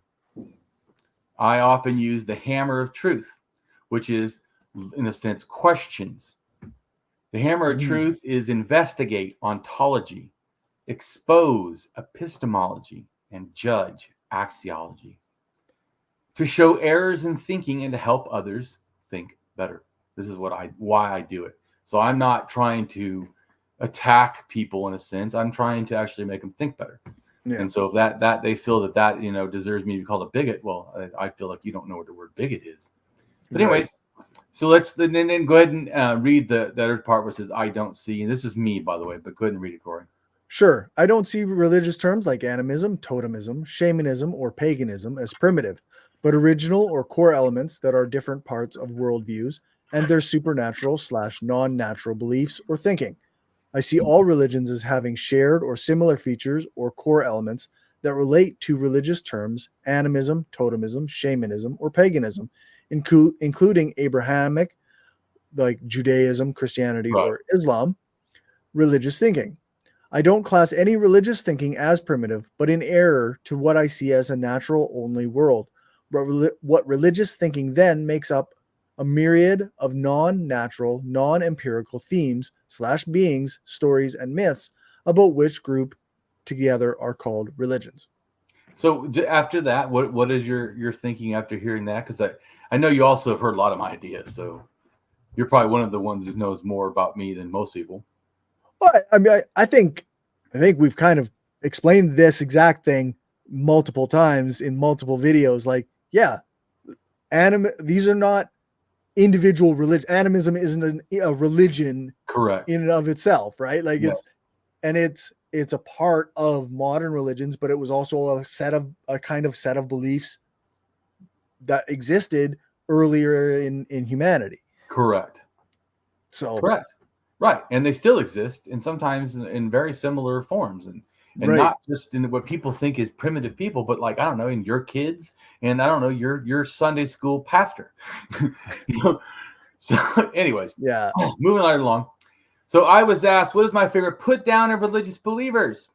Well, I don't worry about putting people down. My goal is to offer info to challenge what believers think they know, hoping to change their minds. Truth, rather than a fixed thing, is at times but a guess, later shown accurate and thus labeled knowledge, or possibly seen as wrong in the sunlight of new information requiring correction. I am an atheist. I don't believe in gods. I am an anti-theist. I oppose them. And as an anti-religionist, I oppose religions. Oppose, so people don't get confused of what this means. It's not a bigot. Oppose, right out of the dictionary, disprove of, I totally disprove of, and attempt to prevent, sure, to prevent the belief, especially by argument. That's the only way I practically do it. So it's by argument. So Yeah. art also. My art actually is pretty fucking powerful. I think sometimes people get caught up in the idea of opposition to a set of beliefs, Right. because they think of it in terms of like who has the systemic power. So yeah, okay, Christians tend to use their systemic power to oppress other worldviews like Islam or indigenous religions or like even like Buddhism or other faiths that they might find threatening, including atheism, which is a non-faith, right? Well, a lot of people don't realize that it's not just a few religious people that find Damien's ideas distasteful. Right. In fact, religious philosophers consider axiological atheism the most offensive atheism. Yeah, I can see that. It actively judges God as evil. Yeah. So it doesn't just say God doesn't exist. It says the myth is an evil myth. And if God exists, it is an evil being. Yeah. So in axiological atheism, just so people know too, that axiology is not atheism. Axiology is an understanding way of the world. There is people that call themselves axiological theists, lots of them, especially in fucking academic axiology. Oh, right. I'd love to fucking take those assholes on. Woo! That'd be fun. In fact, if any of you watching this ever want to come on here and get your ass handed to you from a fucking axiological atheist, please come and have at her, eh? Yeah, please do that. Especially scholars. Ooh, love it. Not because it's just because they need to be shown up, especially those ones axiological theists talking about God is some good. How did you figure that out? And it would be preferential for God to exist until thus it will believe he exists and he's positive. How in the fuck did you establish that bullshit? Anyways, then there's, of course, the axiological agnostics, which is someone who doesn't know if God is good or bad. That's what that means. Okay. So people understand that when you say axiological atheist, you mean you judge God negatively. That is literally what it means. It is impossible to do otherwise. What I said, everyone that is an axiological atheist is also an anti-theist. Yeah. That is part of the. You cannot be if you're not anti-theist, then you no longer are an axiological atheist, because it literally is what it's about. Anyways, but it's also very humanistic, so it totally fucks up the people like, well, all anti-theists. Yeah, you don't know what you're talking about. In fact, the only in the book, or not book, but in Wikipedia, where it lists all these different kinds of atheism, the only one that says is positive and constructive is axiological atheism. So it literally, that's part of the definition. Right. Which fucks people up, because I'm also an anti-theist that they want to hate, and yet I'm the most caring. What the fuck? Right. Well, that's because you don't understand what you're talking about. That is what the fuck. Yeah, that's right. But anyway, let's keep moving on. So then I wrote this just so people grasp about me. I am intelligent, but don't use it against people as some seem to do. Rather, I strive to use my abilities to empower others. I want to make a difference in the world if I can.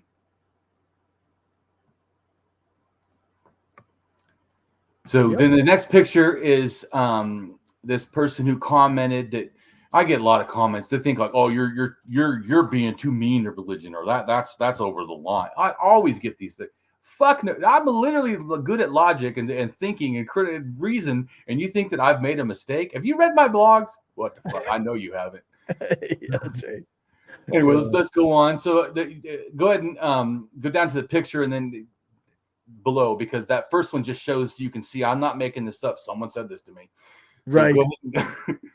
So You want me just to read his response to your I picture? want you to read what my picture says, Okay. and then his response, because he's responding to the picture. So your picture says religion is fueled by superstition. Simply, superstitions can survive without gods, but gods cannot survive without superstition. And this person said, did you ever try to understand religion? Did you ever try to find superstition in it? I am tired of atheists giving childish descriptions of faith. I'm tired of theists defending childish faith. Yeah, that's right. So then my response is, I am more informed about religion than most people. I actually, if I'm really being honest to my ego, I think I'm the best in the fucking world. How about that? Right. Okay. So now we'll move on. But I don't talk about it a lot because what does that matter? Nobody listens to me anyways. I could be the best and still not. It's like diamonds. If you leave them in the ground, they're not diamonds. They just are not being used. Yeah. Yeah. Anyway, so moving right along, my opinion is, I told him I'm informed. And I said, if you want to understand what I know about religion, you could check out my blog post. And I gave him one and of course, which I love now. People are actually starting to listen to me and actually look. Right. So this is positive. It's getting better. I used to be more fucked. I don't know. Anyways, I'm just happy about it. And the blog I gave him was called an archaeological/anthropological understanding of religion. And believe me, it's pretty fucking dense. Yeah. Cory thinks that we normally do dense stuff. This really gets even more dense. Yeah. You're like, how can that be? No, but yeah. But anyways, it is good though. So I provided what they are asking. He wants to be blown away. No problem. Yeah, Got that covered. Here you go. So then I said, please feel free to give what you see as non-childish version of faith. Of course, never answered that question either. Of course. But I said, then I gave him what I think faith is. Faith. And I put ... A firm belief in something for which there is no proof. If you support faith, what makes faith reasonable or unreasonable, valuable or disvaluable?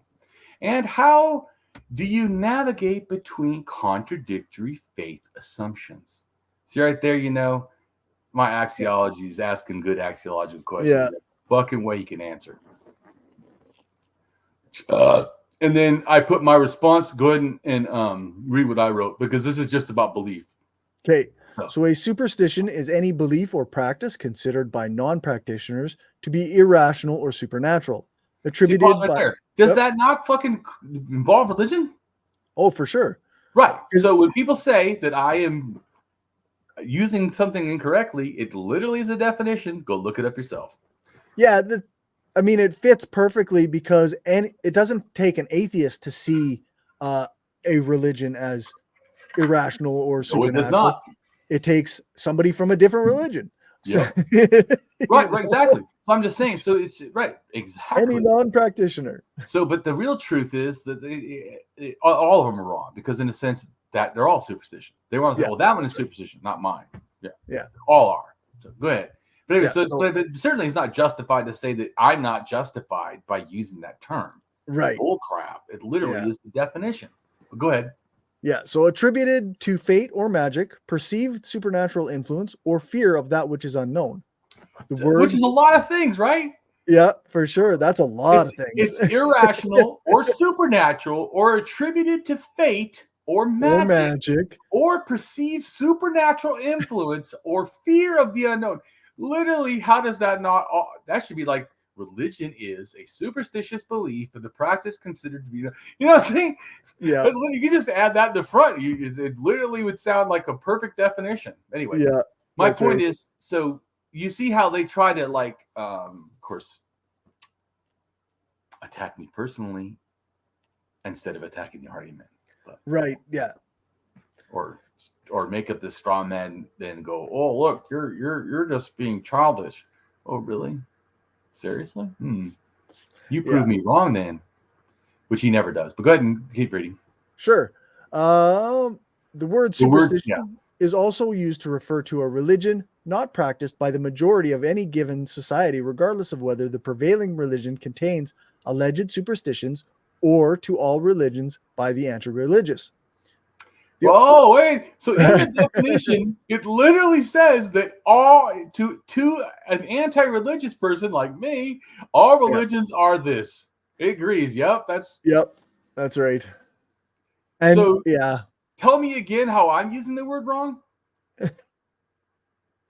Yeah. But Cory, that's why I said people think that I just want to spend all my time helping the absolute ignorant, but I don't want to do that, but I do often because I care. Going back to the thing, why do you spend time? Because people matter. Yep. If I really believe people matter, shouldn't I try to help people? Don't people matter? You see what I'm saying? It's just how is those two not just the logical jump from that? Yeah, isn't that what I should do? Well, would you help so much?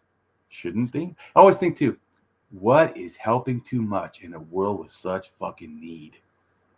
Fuck, I'm not helping enough. What are you kidding me? Helping too much. Yeah. You live in the same world I do? Because I'm crying. It's so fucked. I don't even know what to do. Yeah. So, yeah, I just know that if I keep doing the same thing I'm doing, fighting for truth, which is why I have a problem with religion, is it tells lies as truth. And so, of course, I have to be against lies. I'm sorry. This is not a product of a healthy society to willfully accept lies. So let's keep reading. Actually, no, let's skip that. We already know he's wrong. Yep. I proved it. Then I put a next one about religious practices, and I proved more things and why it's always been this way. Even, in fact, in the classical era, even the Christians called it a people thing. Even the pagans called the Christians superstitious. I'm not going to go on. Anyways, moving right along. Blah, blah, blah, blah. So then to get his person's response. How interesting. Okay, so how interesting. I just translated from English to Russian the book of Randall Price on archaeology. He's a Christian archaeologist and professor of archaeology at university. I don't remember what university. Wikipedia knows. I know that there are several schools of thought in modern archaeology, and I'm not impressed with high criticism. I can't say much about anthropology. I haven't met a good scholar in that field. So how would he know? Watch your video. Seriously, how well, and here's another dumb fucking thing. Who cares about your personal experience as a relation to the truth? I've met a whole bunch of really good scholars. Cory's met a couple archaeologists. Do you find them to be dumb fucks?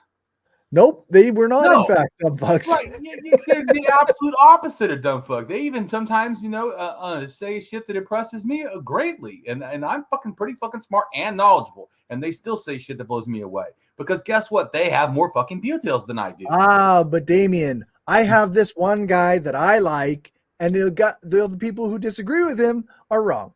Yeah. So there.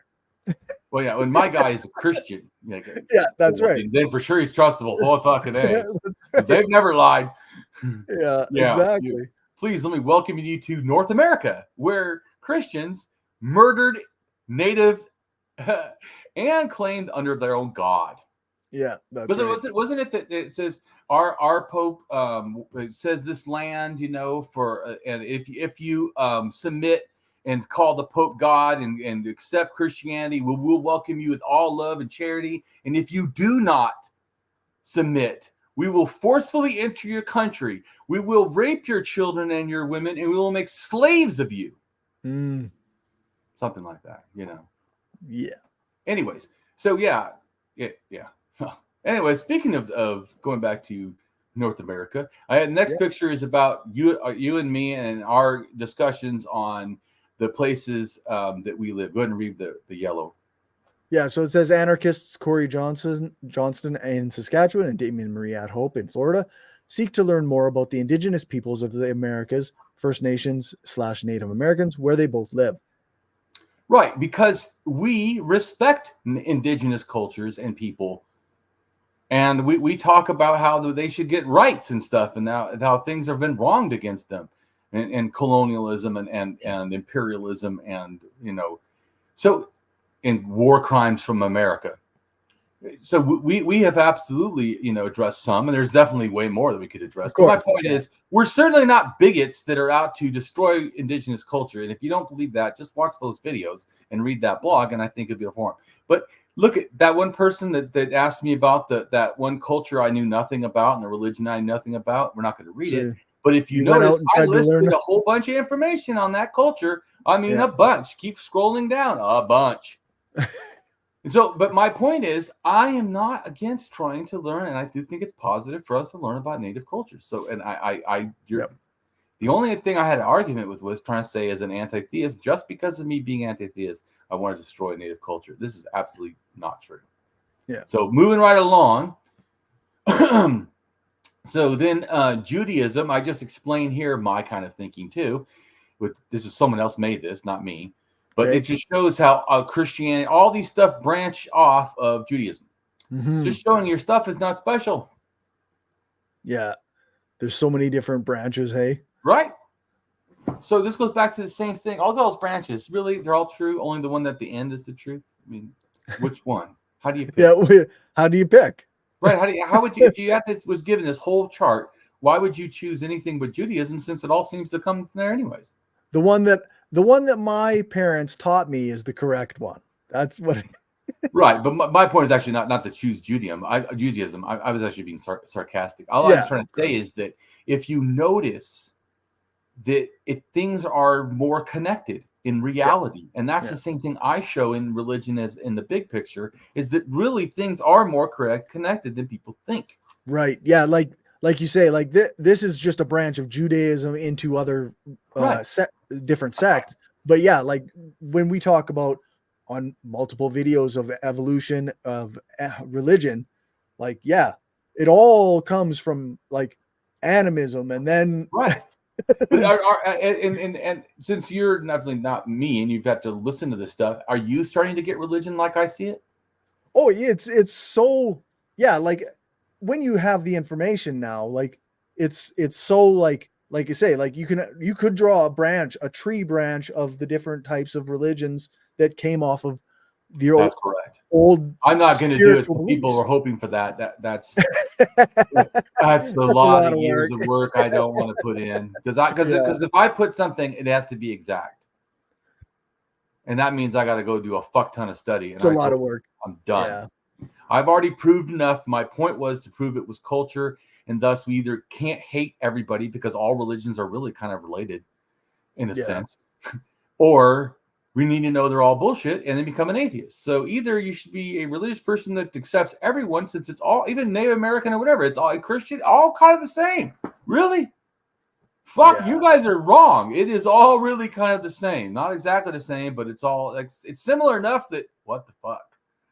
Anyways, we're not going to go into how exactly it is, but we'll move right along. So then someone asked me about gods, right? So go ahead and read. Right. So who created God? Is the question. And I said, male clan wars around 7,000 years ago likely inspired the rise of the male gods. Sexism, organized slavery. They already had slavery, but now it was organized slavery. And then mass murder. That's something new. Mm-hmm. These wars went from 7,000 to 5,000, ending in the birth of the state and when religion got a military and extreme power. And that's also when the state changes their religion for themselves. Mm-hmm. Let me add that little part I didn't add there. So, and go ahead and read about anarchist education. So what should we do, Cory, as an anarchist? Let's look to the past. What did someone in 1900 do? Okay, go ahead and tell me, Cory. In 1904, the anarchist activist Francisco Ferrer established the Escuela Moderna, or the Modern School, in Barcelona. In the school's prospectus, he declared, "I will teach them only the simple truth. I will not ram a dogma into their heads. I will not conceal from them one iota of fact. I will teach them not what to think, but how to think." Right, and I do the same. I try to teach people how to think, even though I disagree that you should never teach people what to think. Right. There are ideas that people should things worthy of thinking. But yes, but I once again don't teach dogma. I try to inspire people to. That's like I tell you all the time, Cory. I don't want you to believe me. I want you to fucking understand for yourself.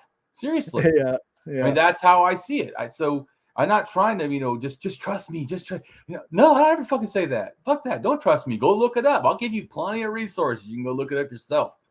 Yeah. But anyways, so that's my goal, is actually not to do some new dogma or new bullshit, even as I could be wrong about something. And guess what will happen? I will try to change it. Because that's what you fucking should do if it's fucking in error. And I guess I'm not afraid of being showed wrong. Anyone can show me wrong, woohoo! I don't want to be wrong for any longer. Yeah. So Anyway, so go ahead and read my speculations real quick. That picture. Oh yeah. So my reasoned speculations from the evidence: superstition to the evolution of religion 1 million to 5,000 years ago. Superstition begins around 1 million years ago to pre-animism 300,000 years ago, and then animism, religion 100,000 years ago. And when I say religion, as like Cory said, animism isn't exactly a religion. It's like the theme that all religions have, is a better way of putting it. But right. You're correct. It's not itself, like it doesn't have like any books or any dogma or anything. So it's more like the underlying spirituality of the whole thing. Right. Well, and when people to me say spiritual non-religious, I say just say animist, because that's more accurate. Yeah. But go ahead. Yeah, so pseudo superstition before 1 million years ago. We got number 1, primal superstition around 1 million years ago. Then number 2 is a proto superstition around 600,000 years ago. And just by the way, I have blogs that explain all this in depth, show artifacts, show reason, explain why. I have archaeologists to give theories on stone tools and why. So, I mean, I have as you know, Cory, anyone that's actually read I have fuck ton for everything I talk about.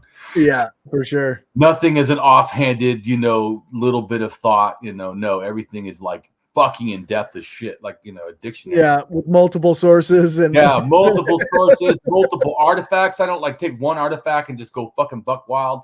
I take multiple artifacts, multiple things, multiple behaviors. Yeah. Well, because I feel like that's how you find the truth. Anyways. No, you're right. Go ahead. Number 3 is progressed superstition or pre-animism at 300,000 years ago. Then you've got number 4 is primal religion or animism. By the way, when I say primal, I'm talking about like its most like in a sense kind of earliest form, more like its most beginning form, like it's almost not even there. It's just barely. So I don't mean it once again as primitive or something. I mean it's like this. That's when it started. It didn't. By the way, it didn't stay that way. Just so like I don't know, evolution. That's right. Go ahead. All of this makes a lot of sense if you believe in evolution. Right. Well, and I back it all with facts and evidence and more evidence. More evidence. Yeah. So that was in Africa about 100,000 years ago. Right. Then number 5 is a proto-religion or totemism, which is in Europe 50,000 years ago. And then you've got a proto-religion of shamanism in Siberia. Right. And why I call those proto-religions, because they can almost kind of be a religion and kind of not. Right.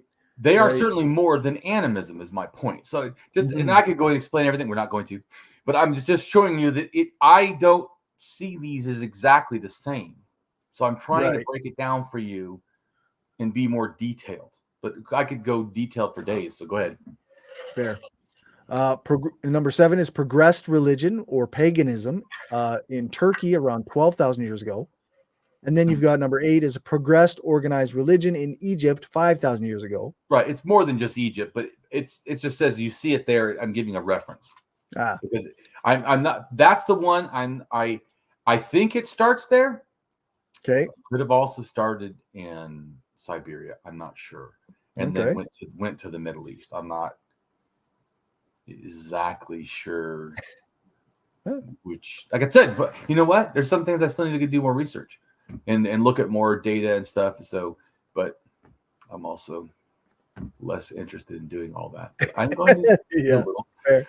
Like I said, that's why I said I'm not going to keep doing only, so I'm going to do more activism stuff and less just history. Because not that I don't know a lot, it's just that there's so much important. Like I said, it's hard not to do a video just on the Israelis, doing genocide. I mean, how do I not? You know what I'm saying? It's fucking hard, man. It's not this other stuff isn't important, and it's just like, man, I want to fucking address shit like that's going. The world's blowing up a nuclear bomb, and here I'm talking about the past. Right. Yeah. It feels a little weird sometimes, but it's still important. Yeah. Yeah. I'm just trying to show why it's hard for me to want to spend a lot of time studying a detail of the past. Anyways. Fair. But I will in a sense. I this matters to me. I'm gonna kill religion. Well, I'm gonna do it. And so religion to me started in animism 100,000 years ago, and animism is basically the belief in non-alive things have lifelike qualities, spirits, and are therefore maybe capable of having feelings, intentions, and emotions. Which you can see how that can lead to gods. For sure. Yeah, easy. For sure. So anyways, the next big picture just shows you like how I break things down, where it starts and the things, and I explain all. We're not going to read it all. And there's a bunch of stuff that I explain about religion. I really don't want to read that. If people can go read it, But anyways, let's go back to the writing down here. That's where I want you to start. Don't worry about and I have all kinds of blogs that explain like how everything moved and whatever and migrated separately. But we're not going to address all that. Just go ahead and read stuff. This is my general thinking so people can grasp. So we're talking in a general way. It all starts with animism, a theoretical belief in supernatural powers and spirits. And this is physically expressed in or with totemism, a theoretical belief in a mythical relationship with powers or spirits through a totem item, which then enlists a full-time specific person to perform this worship and believed interaction as shamanism, which is a theoretical belief in access and influence with spirits through rituals. In addition, there is further employment of myths and gods added to all of the above, which is paganism, and is often a lot more nature-based than most current top world religions, thus hinting to their close link to more ancient religious thinking from which it stems. Right. And what do you think of just that explanation, trying to help people grasp how it kind of happened and why it relates? Yeah, no, I think it lays it out pretty effectively. Like you say, like when you've had as much exposure to it as I have, it now, seems right? obvious. but right? But yeah, or like David, you literally say this like for the last year or 2 years, 2 years for sure, yeah. Consistently with more evidence and things and why I'm correct. It's yeah. I told you that, or I said it before, that I've never had an academic not look at one of my blogs and go, "Whoa." Their response is like mind blown and shit. Like it's one guy, man. It's one archaeologist. He goes, "If you're correct in all this, this is going to be revolutionary." And I said, "It is true, and yes, it's revolutionary. I am a revolutionary, and I am trying to change the fucking world." Right. So yeah, that is part of my goal. So totally consistent with my anarchism. I want to fucking change the world for the better. I want people to be kinder, more understanding, more thoughtful, not so easy to believe things, certainly not put superstitious things. Just like well, what's wrong with totemism, Damien? I don't know. They thought a woman was possessed, actually 2 or 3 women, I can't remember who it was. But they started hitting them in the head with machetes because they were making the demons get out. It wasn't the woman's fault, but they were victims of the demons. And right. And you know what? Yeah, superstitious beliefs. You can't let it. That's what I'm saying. We should let us respect our superstitions. Nope, not gonna do it. I'm not a fan of people who who believe in witches and therefore start burning people. Right. Right. So, like I told you before, Cory, religion is a toxic substance to me. It doesn't mean you can't use a toxic substance and not die. Doesn't mean you can even take small amounts and feel like you're getting healthy. Yep. But it's still a toxic substance. And one day someone will use it to die or kill people. Yeah. So that's why or hurt, harm, and hate. It's literally because so they go Christianity, and Islam, right? Yeah. Well, do you know when Buddhists got power? You know what they did? Terrorism. Isn't that fucking great? Terrorism in Miramar. And they also banned people from doing, I don't know, blasphemy against the Buddha. Which of course they don't call God, but blasphemy. Anyways, moving right along. Go to read the next thing. My hypothesis, because once again, I want this video so I hammer religion so much people can get all my other videos. Hopefully. Okay. My hypothesis is expressed with an explanation of the building of a theoretical house, modern religion's development. It seems ancient peoples had to survive amazing threats in a dangerous universe by superstition perceived as good and evil, and human immorality or imperfection of the soul, which was thought to affect the still living and led to ancestor worship. Presumably, this ancestor worship led to the belief in supernatural beings, which some of these were turned into the belief in gods. These feeble myths called gods were just a human-conceived idea that was made from nothing into something over and over, changing again and again, taking on more as they evolve, and all the while they are thought to be special. However, it is just supernatural, animistic spirit belief perceived as sacred. You keep reading. Unless you have a Historically, question or comment, good. Just read no, all. I think I'm good. Historically, around 5,000 years ago, in large city states, societies such as Egypt or Iraq culminated to make religion into something kind of new, a socio-cultural, governmental, religious monarchy, where all, or at least many, of the people of such large city-states seemed to familiar with and committed to the existence of religion as the integrated life identity package of control dynamics with a fixed, closed, magical doctrine. However, this juggernaut integrated religion identity package of dogmatic propaganda certainly did not exist, or if developed to an extent, it was highly limited in most smaller prehistoric societies, as they seem to lack most of the strong control dynamics with a fixed, closed magical doctrine. These magical beliefs could be at times. Let me explain it right there, the closed magical doctrine, because I know people probably aren't.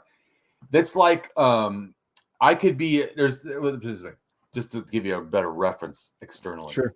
There is, as we've talked about, many ways to do shamanism. Some do soul travel, where they think that they astral project themselves.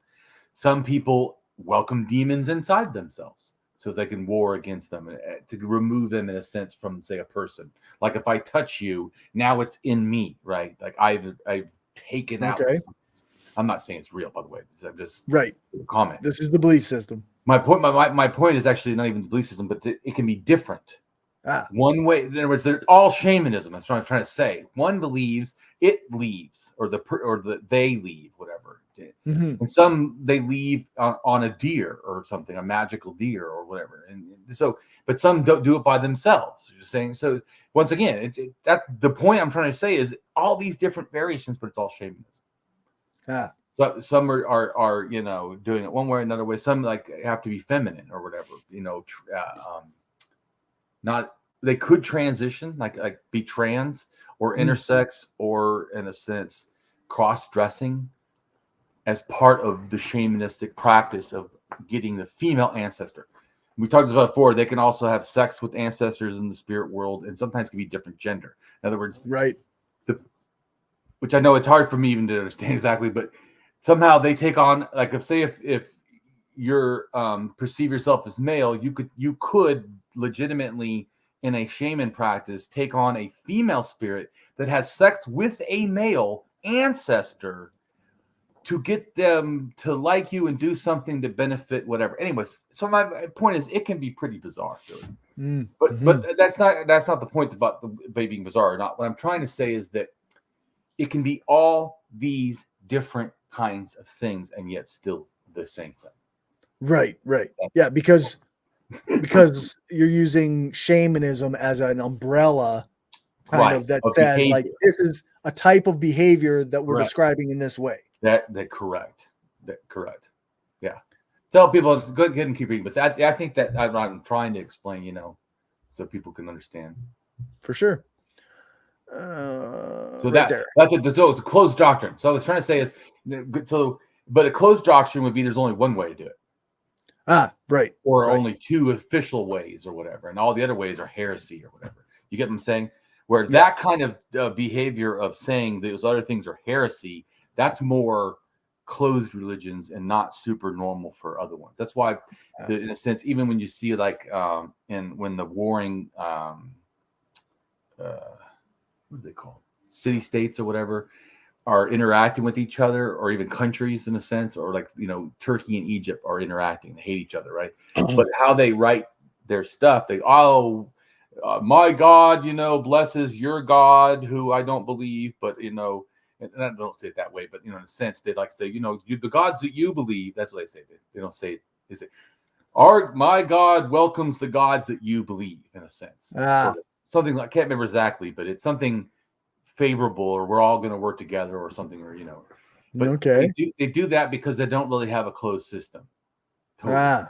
Interesting. In a sense, the more closed it is, the more you reject all that stuff. Ours is like, Murdoch is the only true God. Right. Whatever. Anyways, I'm just saying, so it gives you the idea of that what I mean by a closed doctrine. Okay. It doesn't mean, by the way, I'm not saying that there's no indigenous people of closed doctrine, But you need to understand that probably if they do, it's after 7,000 they came into the Americas. More than likely, it's after 5,000. Because that's when things really start getting, as we already talked about, get more closed. Not 7,000 when it starts. Right. But 5,000 when it's established. It's much more open at that earlier time. Right. By 5,000, it starts being not open. So most stuff that's evolved after that is power dominance, control, right, or whatever. So not good stuff. You know, the good stuff that came to States. Yeah. Yeah. Jeez. Yeah. So these magical beliefs. Yeah. These magical. These magical beliefs could be at times added or removed, and many people just want to see developed religious dynamics everywhere, even if it is not. Instead, all that is found is largely fragments until the domestication of religion. Religions as we think of them today are a new fad, even if they go back to around 6,000 years in the timeline of human existence. This amounts to almost nothing when seen in the long, slow evolution of religion that started at least around 70,000 years ago with one of the oldest ritual worships. This message of how religion and gods are intertwined with humans is clearly a man-made idea that was developed slowly as it was invented, reinvented, and implemented piece by piece, which discredits them all. This seems to be a simple point, which some are not grasping how devastating this is to any claims of truth when we can see the lie clearly in the archaeological sites. Right. That's my perspective. What do you think about that? Well, I think that, the more a person actually learns about religions and how they are all contradictory and how they all claim to be the ultimate truth, it does, even without the historical framework that you've presented, it makes it seem like none of them can be true. Right, exactly. So then if you add the historical framework and the historical knowledge on top of it, it really makes it seem like these are all just things that people made up. They are absolutely, but they contradict each other all the time, and none of them can be 100% accurate. But see but I don't have to have you think that is a possibility. I am demonstrating that's a reality. Right. Which is what I'm trying to do. Is show that we're not guessing. This is the fucking truth. But go ahead and read the thing. Religion is an evolved product. Yeah, that's how Damien sees it. Yeah, right there. Yeah. What we don't understand, we can come to fear. That which we fear, we often learn to hate. Things we hate usually seek to destroy. It is thus upon us to try and understand the unknown or unfamiliar, not letting fear drive us into the unreasonable arms of hate and harm. Right. So I am against the last two things. What, Cory? Hate and harm. Hate and harm. I literally am fucking against that. So when people think I would hurt people, even as an anti-religionist, literally my whole thing is I am against hate and harm. I even demand of myself that I understand. That's why even when that guy, even when that person had made a comment about, me not knowing a specific indigenous religion or culture, I didn't just go, whatever. I went and looked it up. Yeah. Because I fucking care. I do. I am not, so I'm just saying. So then go ahead and see this next thing.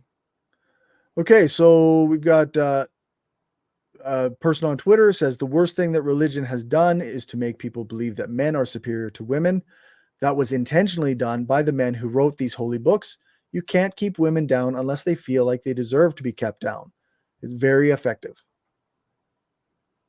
And then my response is sexism was not always part of religion, which I know all the atheists are like, what the fuck?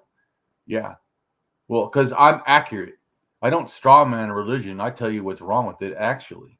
Yeah. There's no reason to strawman it. Religion to me begins with animism, spiritual, non-religious per se, around 100,000 years ago. So sexism in religion really gets going about 7,000 years ago, and institutionalized by 5,000 years ago, and monotheistic thinking is around 4,000 years ago. Yeah, which is basically I say right here what I think of monotheism. Monotheism is actually monotheism, as it's all just men, which makes sense when you understand it, how I show how the violence starts, the state start, and then man-only religion starts. Yeah. Literally shows how it happened. Anyways, so and then I want you to read this. This is explaining, because a lot of people think they know what monotheism is, or that there's only one monotheism. They're very wrong, but none of them are female. Go ahead and read the male monotheisms. So the broader definition of monotheism characterizes the traditions of Babism, the Baha'i Faith, Balinese Hinduism, Chaldeism, Chinodoism, Christianity, Deism, Ekankar, Hindu sects such as Shaivism and Vaishnavism, Islam, Judaism. Those are two male gods, by the way. We'll keep going. Islam. Mandaism, Rastafari, Seiko no-I, Sikhism, Tengrism or Tangrism, Tenriko or Tenriism, Yazdiism, and Zoroastrianism.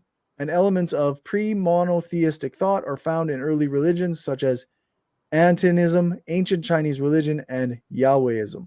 And do you not get how crazy it is that every single one is male? Right. I haven't pointed out an important point. Yeah. Yeah, literally. But if you understand that 7,000 years ago, things turned shit, and 5,000 years ago, it got ratified of that shit stuff. And then everything after that, it's been the horror we have now. Yeah. So, which is important to also, I feel like, for our anarchists and socialism, because this helps understand, I think, a lot better than some of the other anarchists and socialists that were doing a lot more guessing a long time ago. But I have a lot more data and facts, and it helps understand and pinpoint more what the fuck happened, when, why, who, what, where. Right. I think. For sure. So go ahead and then read about deities. Okay. Oh, yeah. So, single god religions, monotheism equals monotheism, started around 4,000 years ago with the great sky spirit / god. Then we've got a tweet. It says, why does the majority of the world worship male deities instead of female deities? I think worship is ridiculous, but if anyone should be worshipped, it should be women. We are the backbone of society. We are the life bringers. We don't go around murdering and raping. Then my response to that is, to me, animal deities are first at 13,000, 12,000. Cory's like, you just keep saying the same thing. I know, because it hasn't changed. At the emergence of agriculture, but this time I'm actually explaining why or what it correlates with, which I don't always do. So I see the animal deities at the emergence of agriculture. Women deities, to me, come next around 11,000 to 10,000, possibly related to the domestication of plants and animals, especially animals, because they were doing animal husbandry. Animals lived with them and they were having the babies. They didn't do that before. Yeah. They did wild hunting. Male deities come about 8,000 to 7,000 years ago with warring male clans. Then, origin of agriculture, I give info we're not going to read. I give domestication of animals just to back up that I am not once again talking out of my ass. Right. These were fucking absolute, multiple references. Here you go. Multiple references. Cory goes, let me tell you what, if there's something that Damien is a beating about, it's references. Holy fuck, does he stop somewhere? It's unnatural how many references I give. There's links. Go read the links if you don't believe what is in the blog. So go ahead and read the red part, because that helps understand what I'm sort of saying. A fertility deity is a god or goddess associated with fertility, sex, pregnancy, childbirth, and crops. In some cases, these deities are directly associated with these experiences. In others, they are more abstract symbols. Fertility rites may accompany their worship. The following is a list of fertility deities. Fertility rites or fertility cults are religious rituals that are intended to stimulate reproduction in humans or in the natural world. Such rites may involve the sacrifice of a primal animal, which must be sacrificed in the cause of fertility or even creation. Fertility rites may occur in a calendric cycles as rites of passage within the life cycle or as ad hoc rituals. Common fertility rituals are embedded within larger older order religions and other social institutions. Right on. So then, of course, I had said male clan wars, and you don't need to read it again, but I have information about backing up my statement about clan wars and the DNA understanding. So yep. Cory already knows this is like old hat for me. Cory's like, my God, you do anything new? Cory's like, yeah, I already heard that shit. God, let's move on to something else. Yeah. Anyway, so what's the next one? Well, yeah, the next one is actually me responding to an archaeologist that tried not archaeologist. Oh, maybe that also. So I don't know, but an Egyptologist. So specific kind of. So when I'm talking about Egypt and they're talking back, they literally are an Egyptologist. So I'm talking about it. Okay. Right. So it says, believe it or not, because I didn't like what he said this, believe it or not, ancient. And I was like, who do you think you're talking to, first off? Believe it or not, ancient Egypt was not an oppressive, slavery-based civilization. I almost threw up in my mouth when he said that. What the fuck are you talking about? It says, you're thinking Rome and civilization. Like, no, motherfucker, I'm more educated than you think. But anyway, so go ahead and give my response was, what? Slavery in ancient Egypt existed at least since the Old Kingdom period. There were in other words, types it of always, in the Old Kingdom period, by the way, is where it says 5,150 years ago. Yeah. So the whole time. So go ahead and finish reading. There were 3 types of enslavement in ancient Egypt: chattel slavery, bonded labor, and forced labor. Pause for a second. So once again, not only does it have slavery, it literally has 3 kinds of slavery. Yeah. So anyways, but you know that person's probably cringing. Oh shit, who did I talk to? Yeah, Damien is actually educated just a little bit. Yeah. I know, because they look at me and they think, oh, he's just some wild atheist. Right. Yeah, he's just talking shit, right? Way better than that. Yeah, jeez. So anyways, we're not going to explain this whole thing, but this is one of my pictures of showing evidence why that person was wrong. Mm-hmm. Because these actually, I know the paradigm of their cultures at 5,000 and whatever. And go ahead and read to us, Cory, what the 2 different ones are. King, priest, go ahead and read down the hierarchy. Oh yeah, the king, priest, Pharaoh, or then the priest, nobles, soldiers, scribes, merchants, craftspeople. Like the levels of hierarchy. Yeah, artisans and traders, commoners, and then slaves. Okay, and then what about the other one in Iraq? Were they a better society? They had a king and priest, and then priests and nobles. No, by the way, king, priest is one thing. Oh, okay. King, priest is one thing. I know you don't know that, but there was no such thing as a king. There was a priest, and then the priest became the king priest. Yeah. And then I told you, then the king said, wait a minute, I'm just a king. Fuck the priest part. They have to give money towards their religion. And instead, they said, no, I run the religion. But anyways, I don't want to go into all that. We have videos on that too. But if you notice, they also have slaves. So these are very not good societies. When they say the birth of civilization, they literally say that about a place that has institutional slavery. Yeah. Fuck you. That's not civilization. Yeah. Okay. So then I also show how feudalism is exactly the same thing. Yeah. They've got the king, and then the people who are vassals to the king. Right. And then there's the people who are vassals to the lords. Right. And then the serfs and all the lower peasants and serfs. And then I show, which also this helps explain why anarcho-capitalism is a bullshit term. Yeah. Because then we see here that the pyramid of capitalism, holy fuck, it looks like the exact same thing as before, and us slaves are at the goddamn bottom. Yep. Yeah. So I don't want to go into all that, but then let's go to the next picture. Actually, I don't mind going into all that, but we'll do videos on more. Yeah. Yeah. Like I said, I can't wait to do more activism stuff too. I do miss it, but I do need to do this religious stuff because I want to really debunk it. And it really can't be done unless you do it the way I'm doing it, like teach everything, and then people will realize, holy fuck, how could you believe this? You can't. Anyways, move on. So capitalism in the early days, and I showed him, and by the way, I did not draw this drawing. It's someone else's drawing. I just looked at it, and they were talking about great, Egypt was, and my first thought was what I wrote on here. I wrote all that on there. Like, my point was, great, bullshit wage slavery. You have stigma and status dispensation, unequal, right? Only the king gets a fucking pharaoh. Everybody else gets nothing. Yeah. Anyways, and I talk about the boss, right? You can see down here the boss telling the economic exploitation, right? And the social stratification, the hierarchy society, the king is the capitalist elite. He doesn't fucking do anything but takes all the credit. Yeah. Yep. We'll move right along. But then the next thing is a labor strike, which we have talked about in a different video before. Yes. We stand behind the Egyptians trying to get their beer rations. Yeah, that's right. So this is 3,192 years ago is actually the first recorded labor strike. Yeah.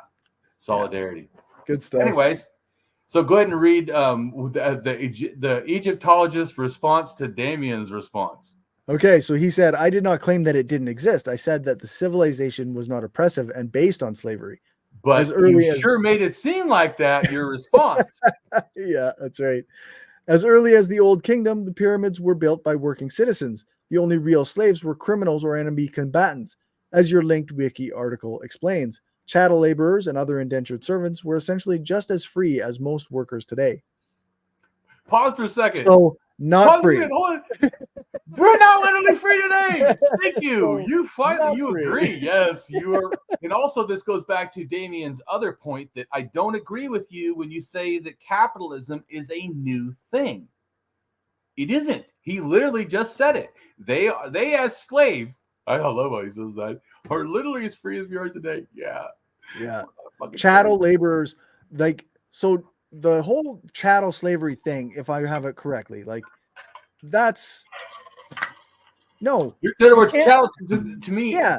I see just to make it simple, I see chattel slavery is just how you buy heads of livestock. Yeah. Okay. That's so treating people as literally chattel, as like a cow. Yeah, whatever. Yes. Yeah. Correct. Actually, worse than that, but generally, but yes, it literally. But it's anyways. I don't want to give it all. But they're just showing you that I argue. People think like I will support every damn word that a scholar says. Some of these dumb people say this shit. No, I say things because they're generally right. But to say I don't ever challenge them, that is bullcrap. Yeah. So they like me not because I never challenge them, right? But because I never talk bullshit. Yeah. That is why they like me. Did he say anything he didn't like me anymore? Did he say that? No, he was actually dumbfounded. Holy fuck! I didn't say that. Yeah, because I just kicked your ass in that thought, right? Because you make it sound almost like there's no fucking slavery and there's great society, And I'm like, nope. Yeah, and yeah. What you show is that back then they didn't pay people because that's what capitalists do. Yeah. They literally wage theft your ass, and then they fucking on top of the wage slavery they're already doing. It's just literally disgusting. Yeah. Here they are working for beer rations, and they don't even get their beer for weeks. Right. You know how that feels. Come on now. Unions had to be created because people have to fucking fight back. Anyways, I just told him I appreciate his responses. I do. Yeah. I appreciate when scholars interact with me, even if they challenge me or try to. Even if they can prove me wrong, I told you, I welcome it. One guy said he couldn't believe how fast I changed. He told me this thing because I had made a comment. He knows pottery and all this stuff for the Middle East. Like he's very, very good. I told him, come on, doesn't. Anyways, some people don't want to come and talk or they're not good at talking. But I wasn't going to be me. I thought he's fucking cool. He's fucking knowledgeable as fuck. Nice. Anyways, but. I was saying to him, that I think, because I wanted to get his opinion about pottery. So I was thinking, it seems like the pre-pottery starts at 9,000. And it doesn't a new bunch of information or people seem to move in somewhere around that time. Do you think there could be a correlation? Also, the 8,000 event, do you think that had a thing where everything got colder? I know that it changed how people behaved. That's when Chattel started cracking people in the head. That's when the male clan stuff started. So I think there might be some sort of a climate event. Crops go bad. People can't eat. So then they start raiding as a form of eating, starvation and shit, right, or whatever. And then you're like, wow, that's kind of better just killing everybody and taking everything. Fuck, let's just keep doing that. Yeah, capitalism is born. Anyway, so But anyways, did you see right here the next picture? I show all these different, things starting at the animism or pre-animism and then animism and then totemism, shamanism, paganism. I'm showing like the progression and times and stuff, just how they changed a little bit in their thinking. Yep. Anyways, so go ahead and read the part here. This is how Damien feels. Religions. Okay, so religions continuing in our modern world, full of science and facts, should be seen as little more than a set of irrational conspiracy theories of reality. Nothing more than a confused reality made up of unscientific echoes from man's ancient past.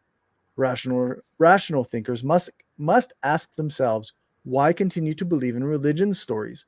Religion myths, which are nothing more than childlike stories and obsolete tales once used to explain how the world works, acting like magic was needed when it was always only nature. These childlike religious stories should not even be taken seriously, but sadly too often they are. Often without realizing it, we accumulate beliefs that we allow to negatively influence our lives. In order to bring about awareness, we need to be willing to alter skewed beliefs. Rational thinkers must examine the facts instead of blindly following beliefs or faith. Below is a collection of researched information such as archaeology, history, linguistics, genetics, art, science, sociology, geography, psychology, philosophy, theology, biology, and zoology. Hold on 1 second. Yeah. That's what I use to explain myself. When people wonder, like, why is my stuff so incredible? It's because I don't use one source. Right. I try to get as much information and then tie it all in the big picture. The people movement, the DNA, the beliefs, the events that are happening, why the motivations. I want to understand. So go ahead. It will make you question your beliefs with information, inquiries, and ideas to ponder and expand on.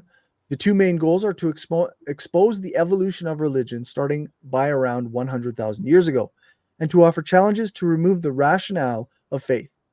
That is like my whole movement, is to remove the rationale of faith. I want faith to look like you're smearing dog shit on your face.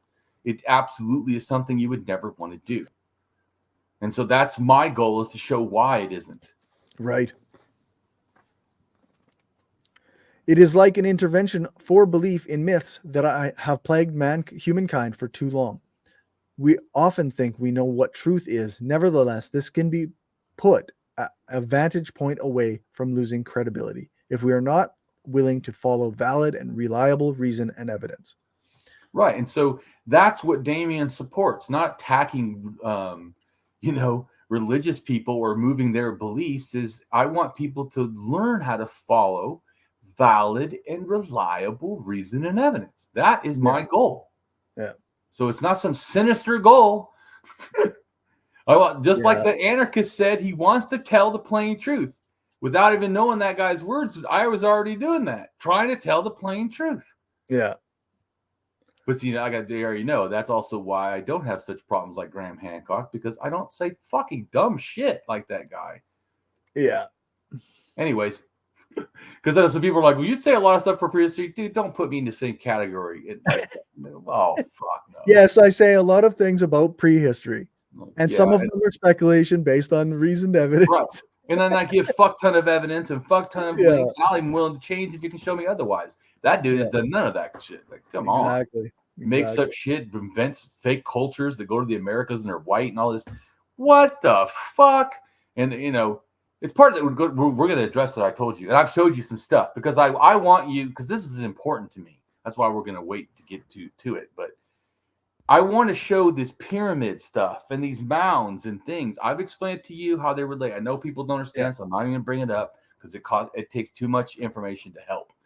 But I want you to get it because we're together. I want it because it involves a lot of racism, like white people coming to America. It involves a lot of pseudoscience, like Graham Hancock thinking that, weird shit.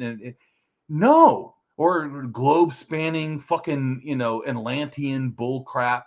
None of that shit is true. Zero, none of it. Fucking, I've looked at all the facts. I know it for a fact that is all horse crap.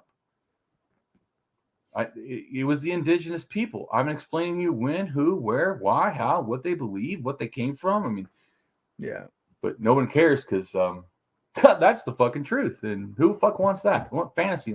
It's just not exciting enough, right?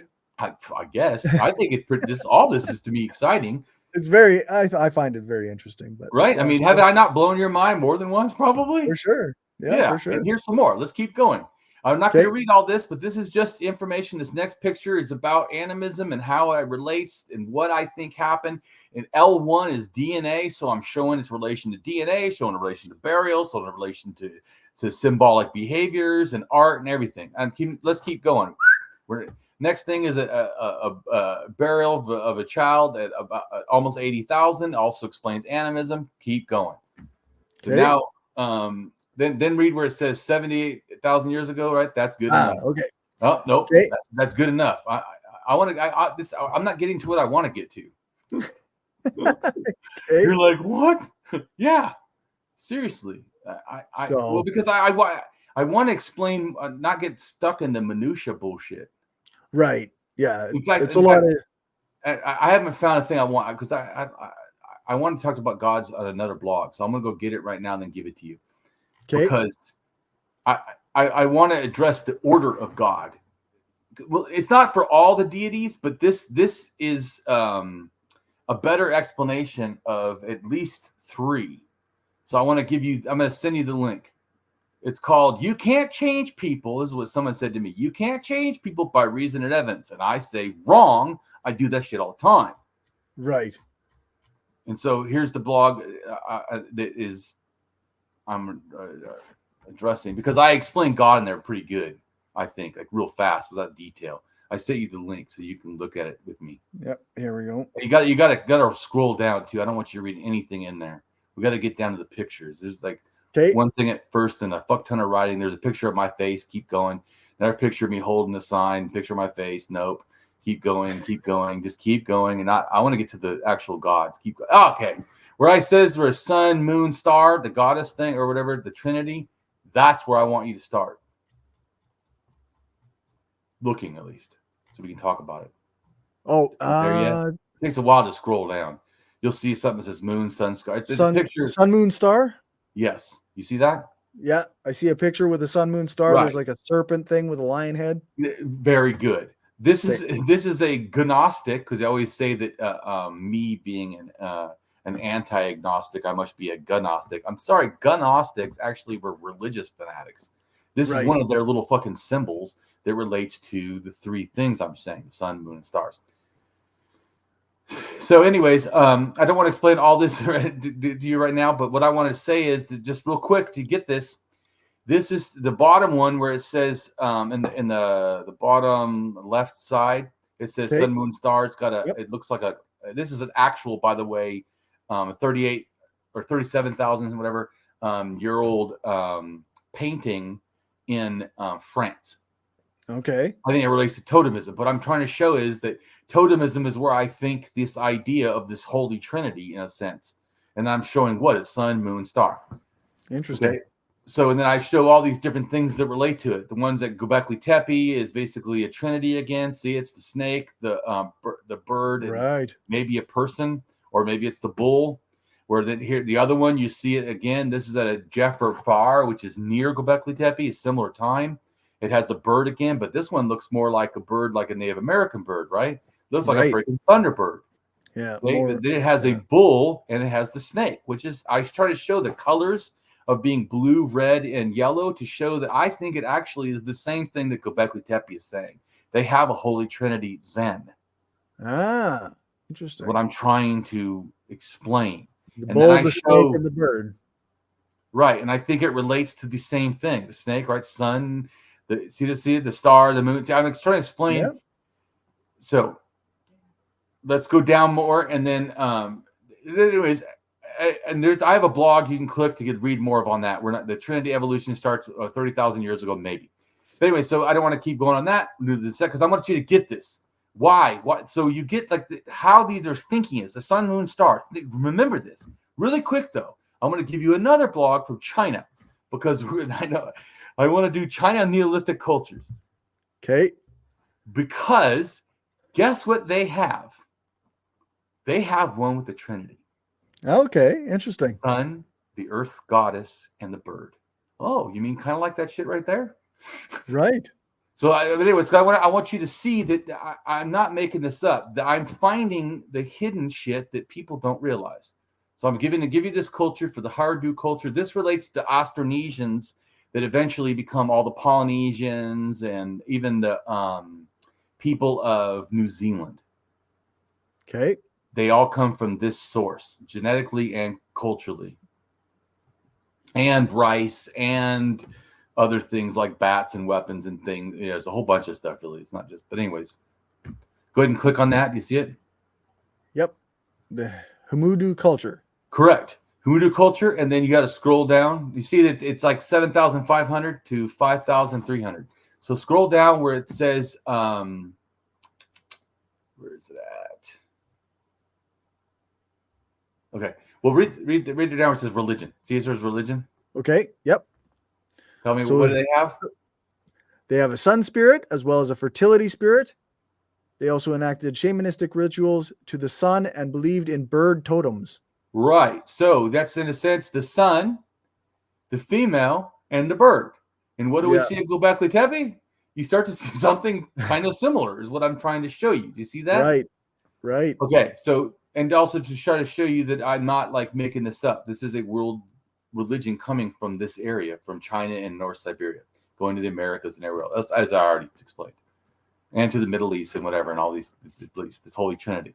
So let's go back to now the next thing. Don't read the writing. We're just going to go to the next picture. Next picture, real close, is just to try to show you the waning and waxing of the moon and how they see the underworld and heaven and all this, right? And then it shows that I think, to me, these are actual figurines, the actual dates and stuff. Okay. And I'm showing their behaviors and then saying what I think it means. I think the ones in the air are about the sky. The other one's about pregnancy and the full moon. The other one's about dying and the underworld. These were actually mortuary items. Okay. So you can see that I may be correct. And it goes back to understanding how deities relate to suns and stars. Go back down. We're not going to read all this. Way too much writing and too much to understand. But it just shows the cycles of the sun and moon are seen as three things. Right. Right. The Trinity again. Not Christians did not invent this. And this has a goddess, and it just shows how this possible goddess relates to these other goddesses that are very similar. Anyways, keep going. I'm not going to read any of that shit about her. Okay.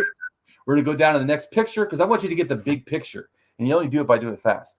So next picture, you see these different sitting goddesses and all their animals, mistress, and 8,000 years of ritual stuff going all the way down to 2,000 at the bottom one. On the right bottom side is a Scythian goddess 2,300 years ago. So I'm trying to show that this stuff is more connected than people think. Right. So then we go down to the same thing with the male deity. Read the top part only. Could there be a shared sky father? Could there be a shared idea of a sky father deity going back as far as 7,000 years ago? Attested in Proto-Indo-European, Mesopotamia, Canaanite, Egyptian, Chinese, Finnish, Siberian, Turk, and Mongol mythologies? And I would say yes. My answer to that, and this is the evidence. And then I even break up and show which are the Eastern steppe deities, which are the middle stuff, and then which is the European, which would be the Western. So I even try to break it up. I know there's way more stuff. We're going to keep going, though. Okay. So the next thing shows is next picture. See, it says 6,000-year-old share idea of the master, the male version of that one at 8,000, right? Right. Right. Literally the same kind of stuff. Now men are doing it. Right. Because we already know from 7,000 to 5,000, men started fucking taking over. So finding that men start doing the similar stuff that women used to do, not shocking. Anyways, let's go down.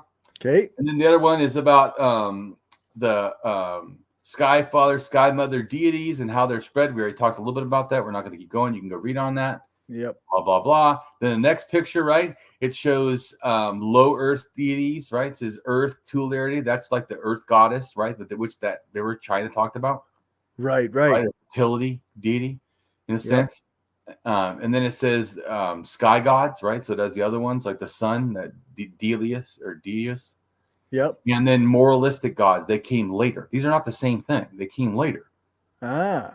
And they're divine enforcement and divine order in a sense. And then the little thing in the middle, little strip, it's Turkey, Iran, Pakistan. This shows the blue line is basically showing when they started getting, in a sense, like it says, doctrinal rituals.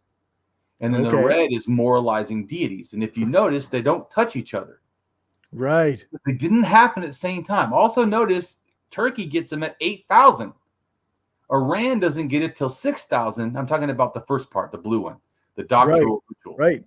Right. And then Pakistan gets it somewhere about what, 4,000? China, see, it gets it about 4,000. Egypt gets it about 5,000. So you start to, this is, once again, there's this crazy thing, you know, where you look at the facts and the evidence and stuff and start to figure out who did what, when, where, right? And I say, where do I say that paganism came from? Turkey. Yeah. What does the evidence show the first religious doctrine in? Turkey. Yeah. Funny how that happened, huh? Interesting. It's almost like Damien knows what he's talking about. And if you notice that the moralizing God didn't come in Turkey until what, 3,000, 4,000? Yeah, roughly. Right. Yeah. But you notice it doesn't totally correlate that in any of the places except Italy. It seems like they are at the exact same time. Yeah. Right, because it's a younger culture. That's why. Yeah, because that's newer than all the other much ones. Newer. Exactly. So now we understand this. I'm not going to explain everything else. There's a fuck ton to explain. We're not going to read all about earth deities and goddesses, tularies. We're going to skip all that. Tons of shit, but it's important. I mean, people should read this truly. Pay attention to the details at some point, but yes. But right now, I'm trying to show how it all relates fast, so you can get like how I think. Then you can go read the details that back it up. Yeah. So then read this next, just the top part. Don't read everything else. Just the top part. Of the next first picture? Trinity. Yeah, the first Trinity related to the religious belief involving the moon around 30,000 to 12,000. By the way, this is my speculation, and I'm just giving you evidence. So okay. So then it's the waxing crescent, full moon, and waning crescent. Then sun worship starts around 12,000 years ago or so until now. And that's dawn, noon, and dusk. See, and I try to explain why. And actually, there's different deities of the dawn, different deities for the noon, and different deities for dusk. And the same with the crescent moon stuff. Not everything is the same. Anyways, just to help people understand, once again, it's a trinity. The Bible is not special. Yeah, that's right. But anyways, we're not going to read the list of lunar deities. We're not going to, but we are going to look at the picture. This is an actual picture. I did not draw this. Do you see it? Where it says Venus and the Earth shine, put a sky show. Yeah. You see that? What does that look like? Bull horns. Right. Right. And the star. So the bull horns and the star. And when do you see the bull horns? Only when it's a full moon. So the full moon, the fat deity, and the bull horns goes together. So that's why it started being. So let's keep going though. But trying to help you grasp, these two things are related. That's why someone called it a Venus figurine. I agree that the concept relates to the planet Venus in relation to the bull horns of a full moon. Mm. And it's the Earth shine that makes that unbelievable magic event happen, which isn't magical. So you can drop animism because that shit's dumb. Anyways, moving right along. Oh my goodness. Double deities? Can you read that? Divine where couple. are we? It's got the next picture. It says divine couple. Yep. Okay. Divine couple, possibly animal / half human hybrid god and goddess. Right. Don't even read the rest. It doesn't matter what more right now. But I'm trying to show, like, see the moon? See these figurines? See this stuff? See the artifacts? See how it relates? I'm trying to show this is the same. Look at this thing. Let's look at the next picture because I have to hammer it home that I am correct. Right. So sun, stars, ancestors, animal spirits, deities around 6,000 years ago with connections to shamanism, possibly 30,000 years ago, which we already talked about, maybe 40,000 years ago, which we also already talked about. But you notice that all their horns, they put stars on them and suns on them. Yeah. So this helps you grasp, but why would they do that? I already showed you the full moon with the sunshine and the star next to it is why we have horns and stars.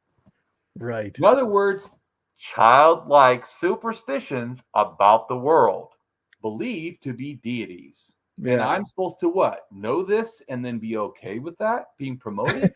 Right. Okay. Now, so you and just so you grasp, and you show there's a lot of different ones and all doing the same thing, right? These are all not the same place, and there's all kinds of information about Right. the ones on these three on the side that are bigger are from Egypt, and these are Okay. pre-diagnostic, so they're around 6,000 to 5,000 years old, and or something like that. Maybe they're younger. I don't know, but anyways, but I think they're pretty old. But anyways, like it says here, it's supposed to be Bat Hathor, anyways, which is a goddess and also a bull, and also relates, as you can see, to the fucking stars, unless you're blind. Yeah. In which I already showed why they would think that, because we don't think that, but I showed you why. So do not read any of that. Doesn't matter. I mean, it matters, but people can go look this up. This next picture, this is explaining once again the Holy Trinity. Am I beating a dead horse, Cory? So these are the I don't know symbols. if it's a dead horse, but it's a Look at well-beaten horse. What the goddess Nana, right, or God Nana, excuse me, is a full moon symbol with the bottom done. You mean like reality? Yeah. Yeah, like just nature. Mm-hmm. Yeah.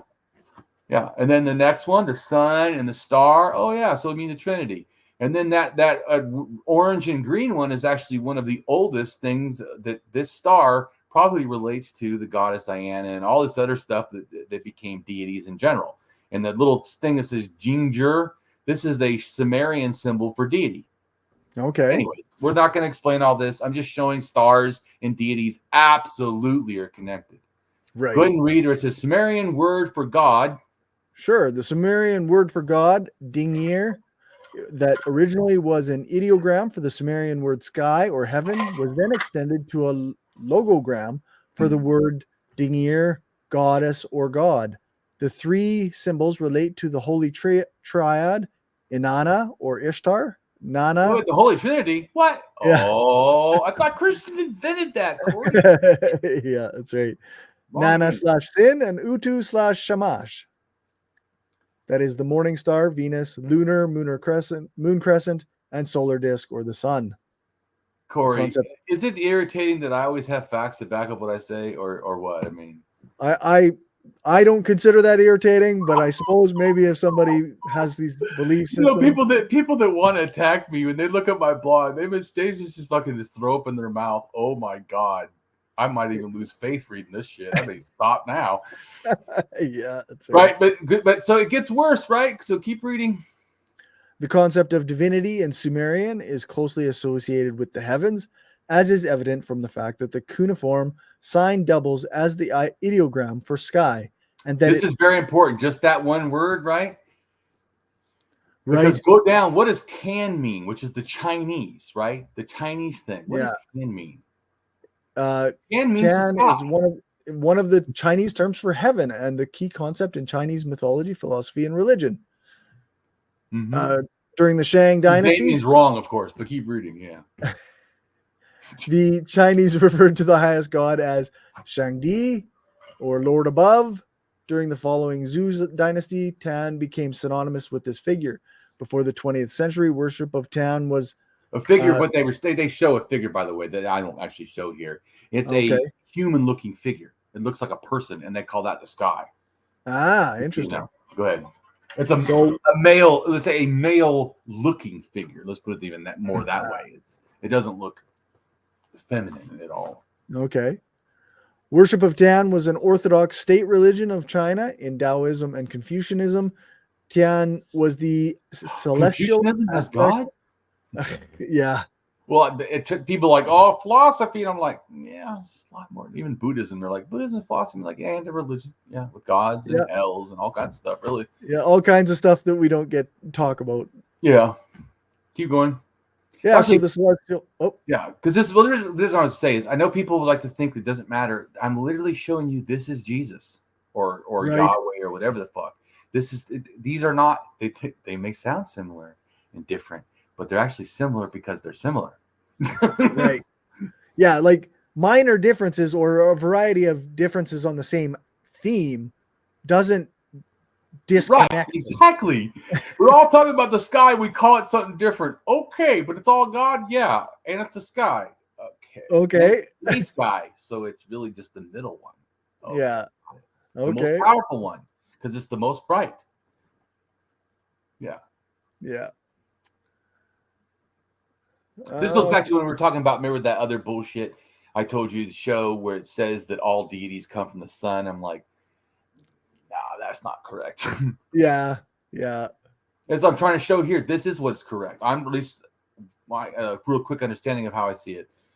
So let's keep going because there's so much to do. I don't want to read all this, but it talks about Tan is the celestial aspect of the cosmos. The translator is heaven. It's mentioned in relationship to D, which is the earth. You mean the sky god is related to the earth mother.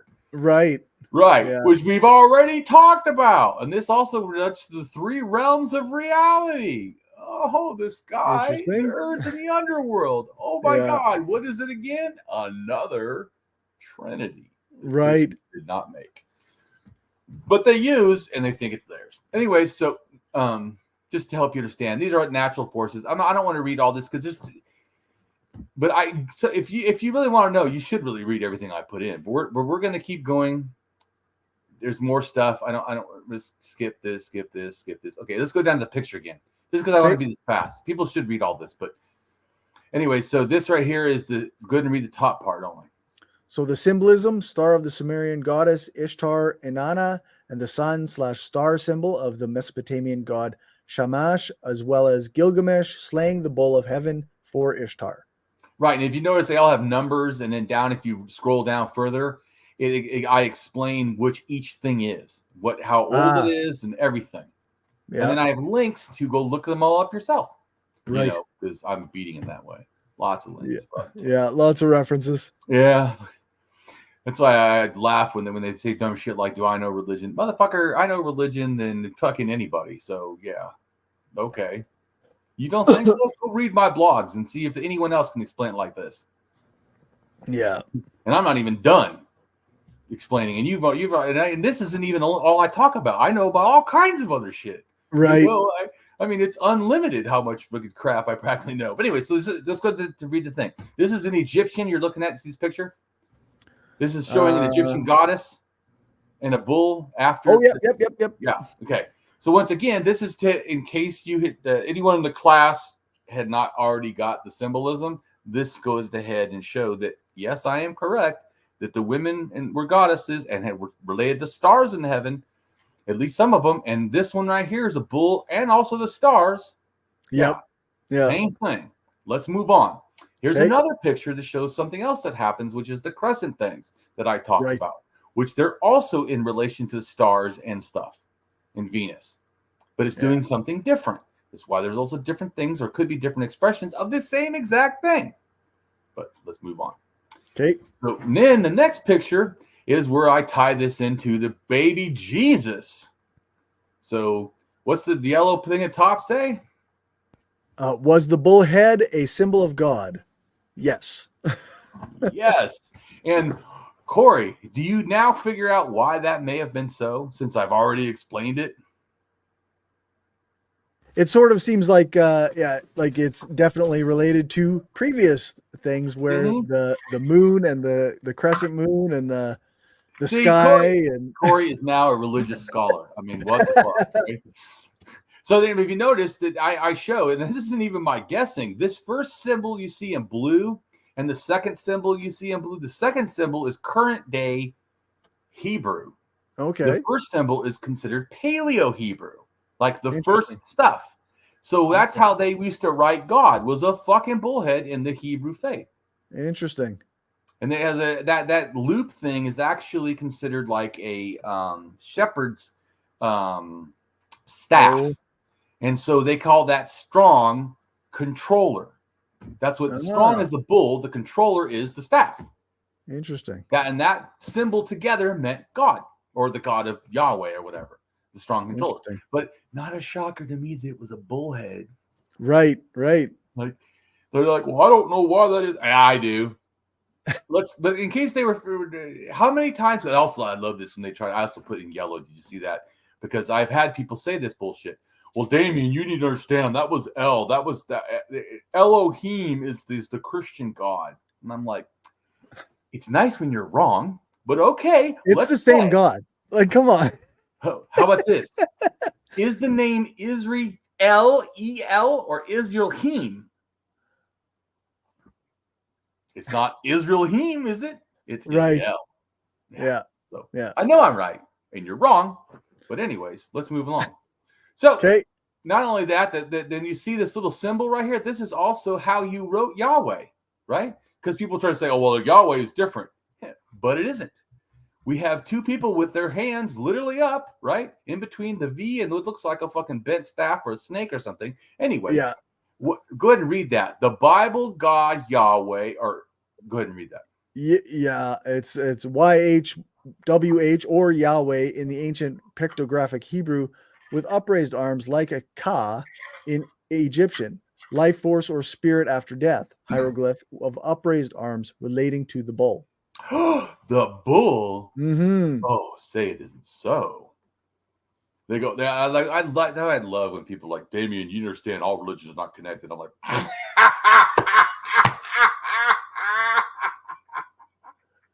you don't know what the fuck you're talking about. That's what I would say. Literally. Yeah. Go fuck yourself. You don't know what you're fucking talking about. Seriously, you don't. Go read a book, and not just a religious one. How about that? How Yeah, about that's right. Logical books. In fact, why don't you just read a few of my blogs to do that thing I said I want to do? Remove your rationale of faith. Mm-hmm. Yeah, which that's what I'm trying to do. So we're not going to go ahead and read. There's a bunch of scroll. I have tons. It keeps scrolling down. Tons of more information on that. In fact, there's a blogs with even more information. And I have actually Egyptian things and the Sinai and stuff. Anyways. But then, Cory, this next picture explains what I think God is. Right. So it says imagination created creature called God. Yeah. It looks like a God, but also with bull horns. Right. And then Christians get mad. Hey, I'm like, literally, your God started as a bull. Shut the fuck up. Yeah. Or at least bull symbol. Let's put it that way. Yeah. So anyway, stop claiming to know something, some God something, through a claim of intuition. It is just some imagination claim. Yeah. And that goes in. And then go to the next picture. Go ahead and read this whole thing, because this is real important for these people that maybe have not got caught on yet. Okay, so truth navigation and the By the way, that is what I do. It's what we've been doing, right? I've been navigating the truth of God's, so you can see that they're not true. Right. But they are the moon. But hey, at least some of them, and stars. Go ahead. Truth navigation and the fallacy of fideism or faithism. Fideism or faithism is the theistic reality confusion. It's a monster of the mind that is blind to evidence or deaf and unresponsive to reason. Whereas a rationalist mind rejects such mental phantoms, such as the use of the F word, faith, as anything but feelings. We use feelings and emotions in every thought that enters or leaves our minds. We never stop emoting. But that is not the same as trying to actively claim to use feelings and emotions as if they are facts and evidence, i.e., faith, an expression of fideism or faithism. Fideism is an epistemological theory which maintains that faith is independent of reason, or that reason and faith are hostile to each other and faith is superior to both evidence and reason. Which is what they have to believe because they believe God. So what is the next thing that happens? Hands up, sinner. Mm-hmm. And that is what I think of religion. It is a self-induced con job. Now, let's get off this and go back to the other blog we were already at to begin with. Okay. To finish us up. But don't you feel now you have like a little, I mean, I know you probably know all this stuff anyway, sort of, because I a lot of it, yeah. All the time. Because once again, I can do that because it is the fucking facts, or at least close to it. So I can just say it again and again, and I'm right because I'm pretty fucking close. Anyways, so we go down to we had the Egyptian slavery, remember, and all that, and then we're starting to get into animism. Yep. And then I have ones where people like this person here. This person had posted my reaction when I read some of your tweets. See that shock face? Yeah. Yeah. And so then I go, you talking about me? And I put this stuff that once again, explains a lot about movements and how I know what did what, where. And anyways, Yeah. keep going down. And I explain it. If you keep scrolling down, I even break down the DNA and I show and I link the cultures and yeah, you know me. Yep. So let's keep going down because I want to talk more about gods, really. So then this right here is a really good one. I explained the birds and the gods. So go ahead and it says, go ahead and read. I think there may have been. Oh, okay. Yeah, there may have been some thoughts on the sun, but it did not likely matter much until after agriculture had already gotten going. I think like 8,000 to 7,000 years ago, and rain or thunder deities / sky spirits represented as birds came first at least 13,000 to 12,000 years ago. Right. And this was because the person said, for example, what the feck was, go ahead and read that. Yeah. The question, for example, what the feck is the sun, was exploited by those who called themselves priests. At some point in time, humans did not ask such questions, what changed and why. And right, because most skeptics think they can say something like that and I'll have no response. And Right. Cory, being educated through Damien, knows that, holy shit, Damien has more than you're ready for. How much time can you dedicate to education? Because Damien's going to school you. Yeah. Do you have the time for this? Yeah, you probably don't. So yeah, but just tell me what you want to know and I'll try to help. So there, go ahead and read my response. Yeah, so you said there may have been some thoughts on the sun, but it did not likely matter much until after agriculture had already gotten going. I think like 8,000 or 7,000 years ago, and rain or thunder deities / sky spirits represented as birds came first at least 13,000 / 12,000 years ago. Right, and if you see on this thing of birds picture next to one, there's one that says, I know it's on the left middle side, and it's a 3-legged bird or whatever. And it says sun, 3-legged crow, ? And it says 23,000 to 16,500 years ago. Right. This is at the exact place of the oldest agriculture, 22,000 years ago to 20,000 years ago. Right. So it's really funny that the first that looks like a reason why I say the 3 once again. Remember, why is there 3 legs? Because it's dawn, noon, dusk. And dusk, yeah. Which relates to why they thought deities, because they thought these were separate things. Anyways, so sunbird, I think that's what it is. And it relates probably to agriculture. So, yeah. And then it kept going from there. Anyways, we're going to move on just to give you, and I break it down and show more stuff. And you guys should read a whole blog and explain all this stuff. And once again, the gods, which you already talked about, right? And there are all kinds of links that you can go learn, and we're not going to do that. And then I show right here that this next picture is the moon. These are moon or whatever dials or sundial kind of thing, like we're keeping track of. And you notice the oldest one is 34,000 years ago. Yeah. Right. Kind of coincides what I said with the birth of shamanism and everything. And worshiping the moon is, it's almost like what I was talking about. I know, anyways, there's a whole bunch of stuff. You don't need to read it, but it talks about 100 gatherers and stuff, and we keep going, blah, blah, blah, blah.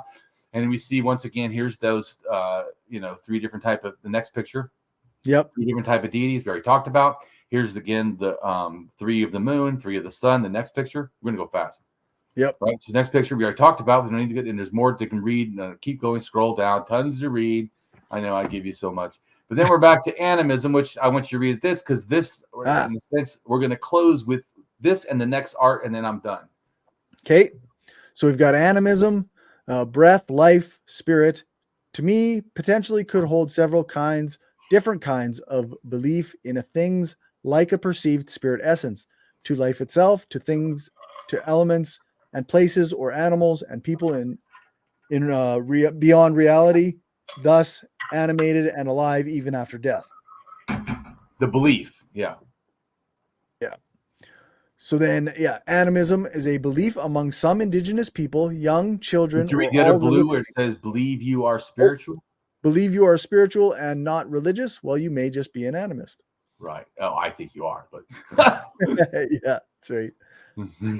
Yeah, so animism, a belief among some indigenous people, young children, or all religious people. Broadly speaking, And there by are the way, two. this is like, I think, an anthropologist or whatever who's talking about this. This is Oh, not just.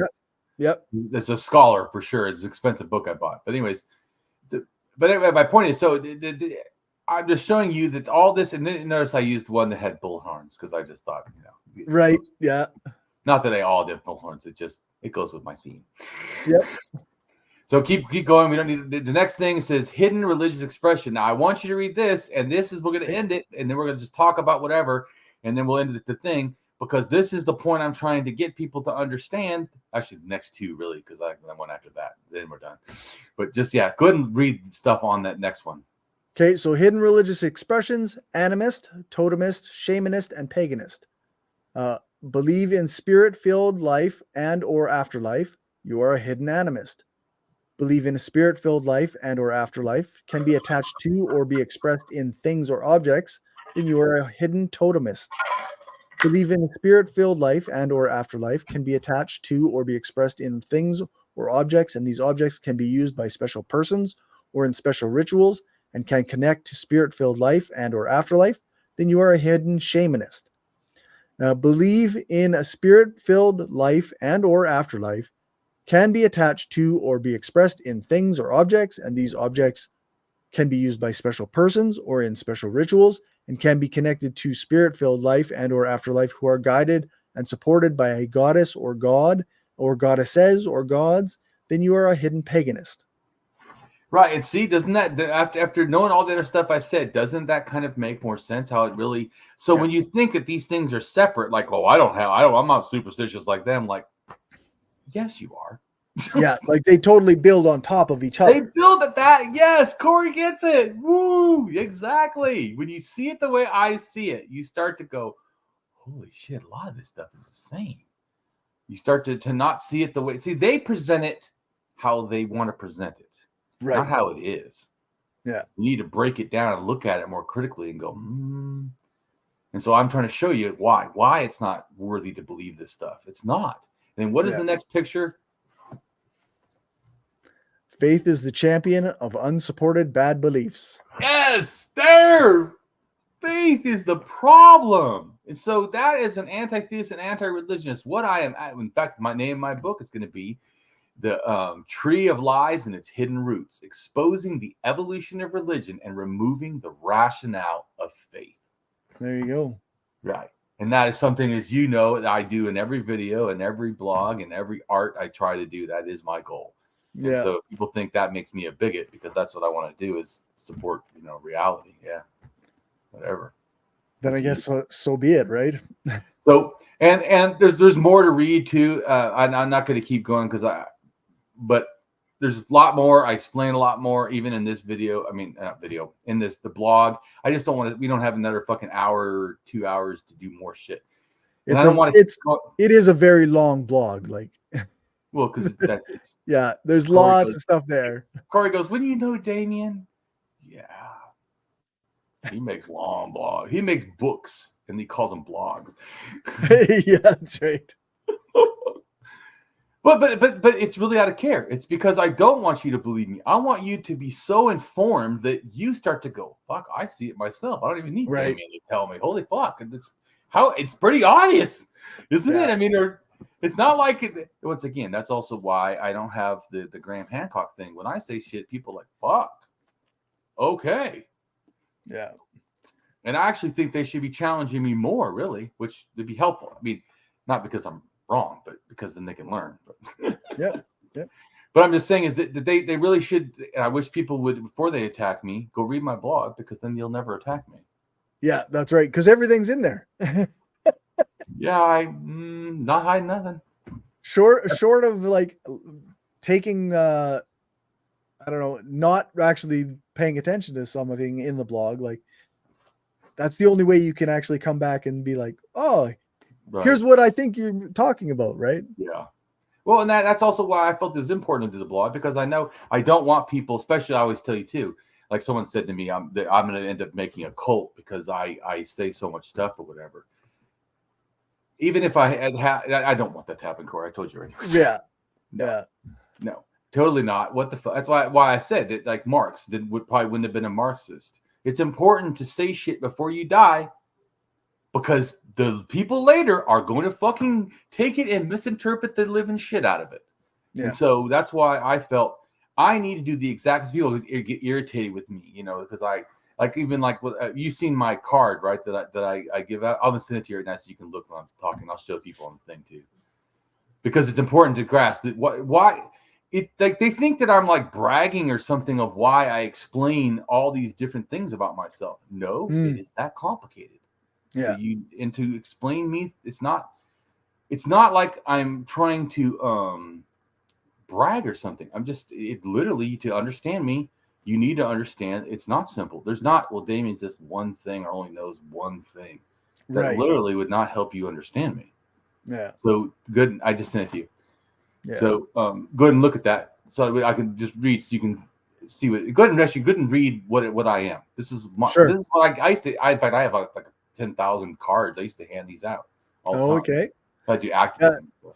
It says Damien Marie AtHope, axiological atheist, anti-theist, anti-religionist, agnostic, secularist, humanist, rationalist, writer, artist, poet, philosopher, advocate, activist, educated in psychology and sociology, promoting science, realism, axiology, liberty, justice, ethics, anarchism, socialism, progressivism, liberalism, philosophy. By the way, liberalism and that, what I mean is that it's conservatism concept, not like Democrat Party or whatever. I mean, like, as in a conservative thing is you don't allow new ideas. Right. And a liberal thing is you allow thinking of new ideas to change you. So I am absolutely supportive of that. Yep. Just understand, so people don't get confused with what I'm saying. For sure. Yeah. Archaeology and anthropology, advocating for philosophy and psychology. Well, liberalism, philosophy, psychology, archaeology, and anthropology, advocating for sexual, gender, child, secular, LGBTQIA, race, class rights, and equality. Right. Terrible person. Total bigot. Yeah, that's right. No, but Cory, after being around me and stuff, don't you think that that's like an accurate description, and rather than like me bragging or something? I literally am tons of things.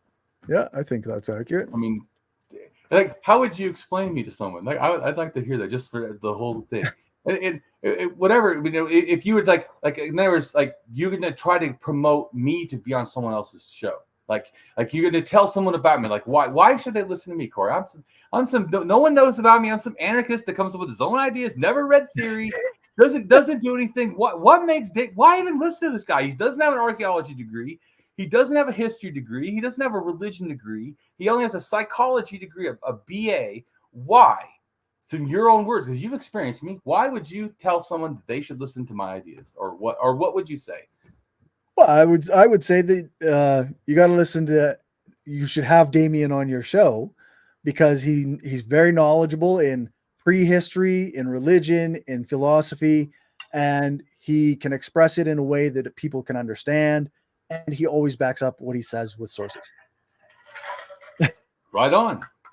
So that's what I would say. And what do you think about my anarchism and how I try to weave it into history to get people, in a sense, in a way that's not. I like that. I know not everybody's gonna like that, but I like that. I think it's helpful because I feel like a lot of the bigotry against anarchists, at least some of the stuff I've seen online, is they call us anarcho kiddos or something, like we're dumb fucks that don't know shit. I'm like, yeah, I know a lot. Yeah, some 18-year-old Marxist-Leninist who's only read 2 books calls the 40-something and 50-something anarchists studied much of I'm something. Yeah, exactly. Like, yeah, we're the anarchiddos, anarchitties, or whatever. Yeah, like. Well, and did you read my thinking on anarchism and then call me a kiddo? I don't fucking right.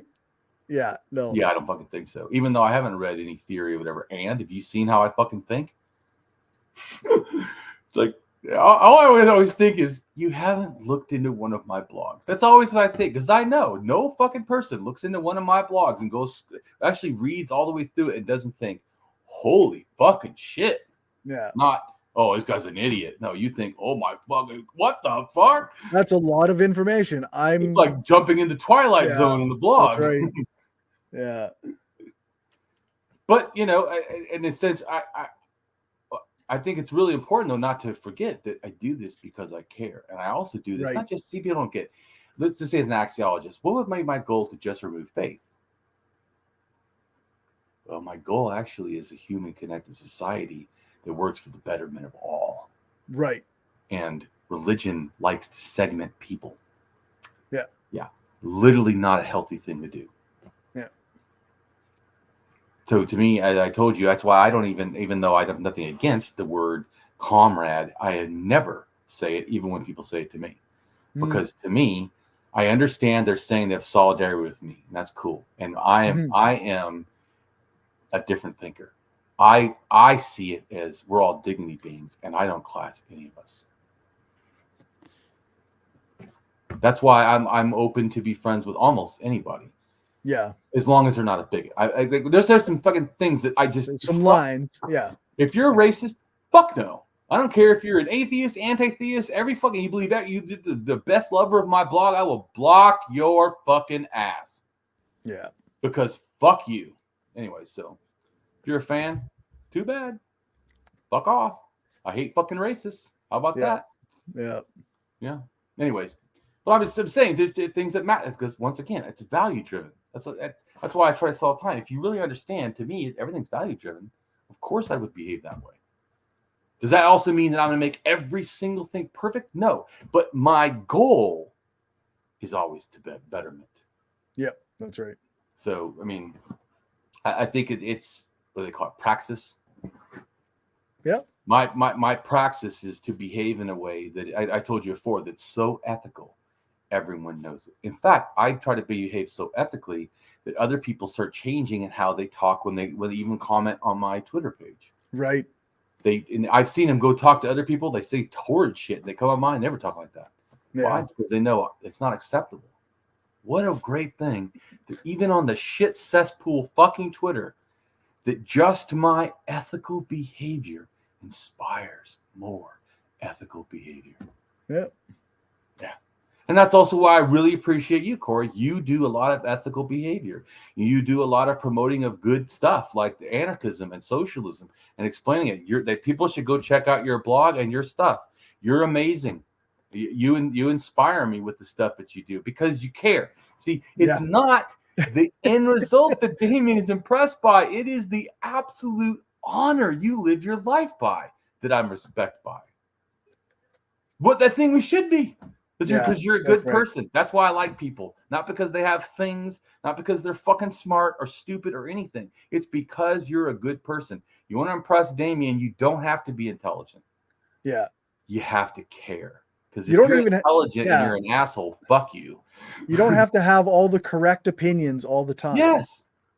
If you are doing your best and give a shit about how you treat other people, that's what I say it all the time is that I'm a socialist anarchist,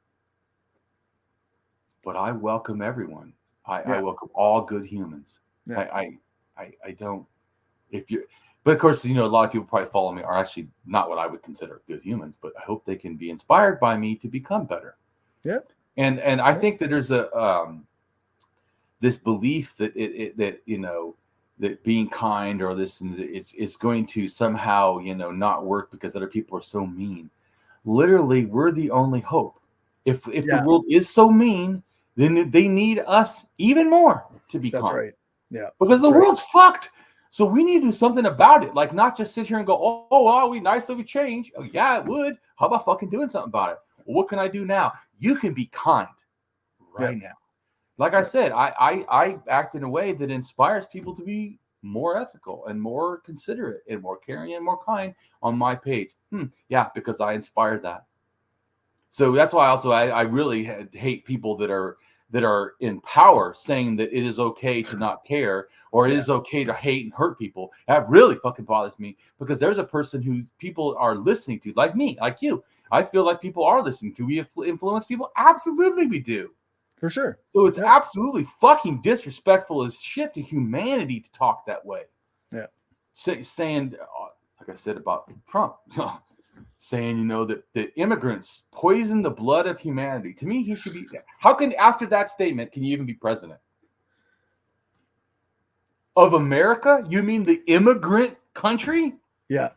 The place that was literally like founded by people who moved here from somewhere else. Like, and he has more chance now to win than Biden. It's literally disgusting. I hate America. These are fucking scumbags. Yeah. I'm not saying I was happy with Biden. Biden also is a scumbag. But Trump's even more of a scumbag. And the people with him are even worse. Like, that's fuck. right. And It's the people who... Anyone listening, real quick. Anyone's thinking that Biden's not a scumbag. He supports war crimes. How much more does he need to be a scumbag? I mean, think of this. How many murders do you commit before you're a murderer? Yeah. One murder. Yeah. So anyways, go ahead and say what you're going to say. I wasn't trying to... I was just going to say, it's often the people who are most nationalistic and the most patriotic, quote unquote patriotic, who are like telling you that if you hate this country, that get out, that make me hate the country that I live in. They're the people that are making me hate it here. So yeah, well, exactly. It's look, all countries are like this. I mean, it's horrid. But anyways, like I say, that to me, this fantasy. They go, "Oh, my country, dude, your country, like every other country, was founded on war and threats of war."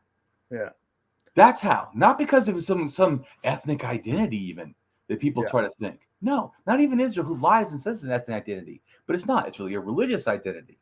Because like we already talked about in another video when we talked about them, they only let you come in and immigrate if you will convert or are already Jewish. Judaism, right. I mean, religion.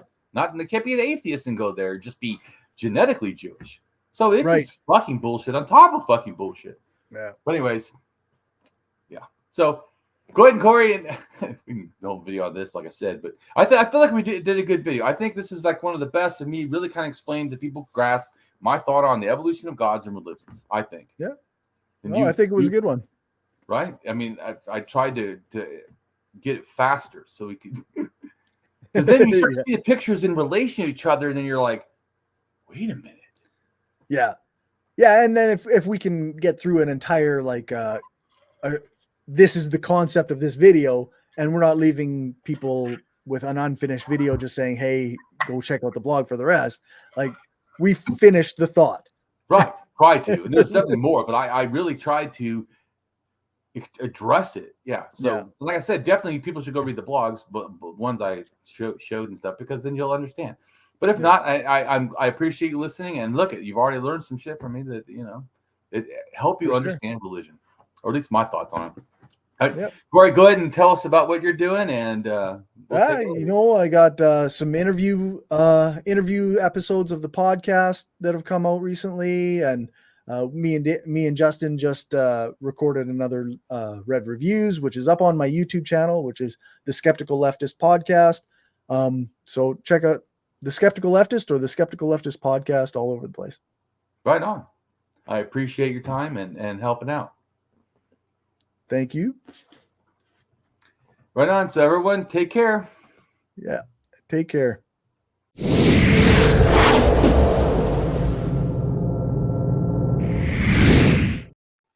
Hello, and welcome to my channel. I am Damien Marie AtHope. In the simplest terms, I am an atheist-humanist philosopher and prehistorical writer-researcher at DamienMarieAtHope.com. I am specifically an axiological atheist. An axiological atheism can be thought to involve ethical and value theory reasoned and moral argument driven apatheism, agnosticism, atheism, antitheism, antireligionism, secularism, and humanism. Axiological atheists can be understood as a value theory or a value science atheist. As an axiological atheism's ethically reasoned and constructive pro-humanity, I am an axiological thinker, value theorist. The science of goodness, worthiness, usefulness, valuableness, virtue, reliableness, accuracy, validity, morality, integrity, beneficialness, etc., etc. We axiologists have a value consciousness. And in general, we see the architecture of humanistic humanitarianism value in people that we see as dignity beings. Places and things are not. Axiology is a value theory. In its broadest sense, it involves areas of philosophy that are deemed to encompass some evaluative or evaluation aspect. Therefore, it crosses almost all domains in some way or another. Now for a more detailed terms as to what I am. I am an axiological atheist, an anti-theist, an anti-religionist, secularist, humanist, rationalist, writer, artist, poet, philosopher, advocate, activist with schooling in psychology, sociology, as well as I am an autodidact, self-taught in science, archaeology, anthropology, and philosophy. I promote science and am against pseudoscience, pseudo-history, pseudo-morality, things that are found in religion.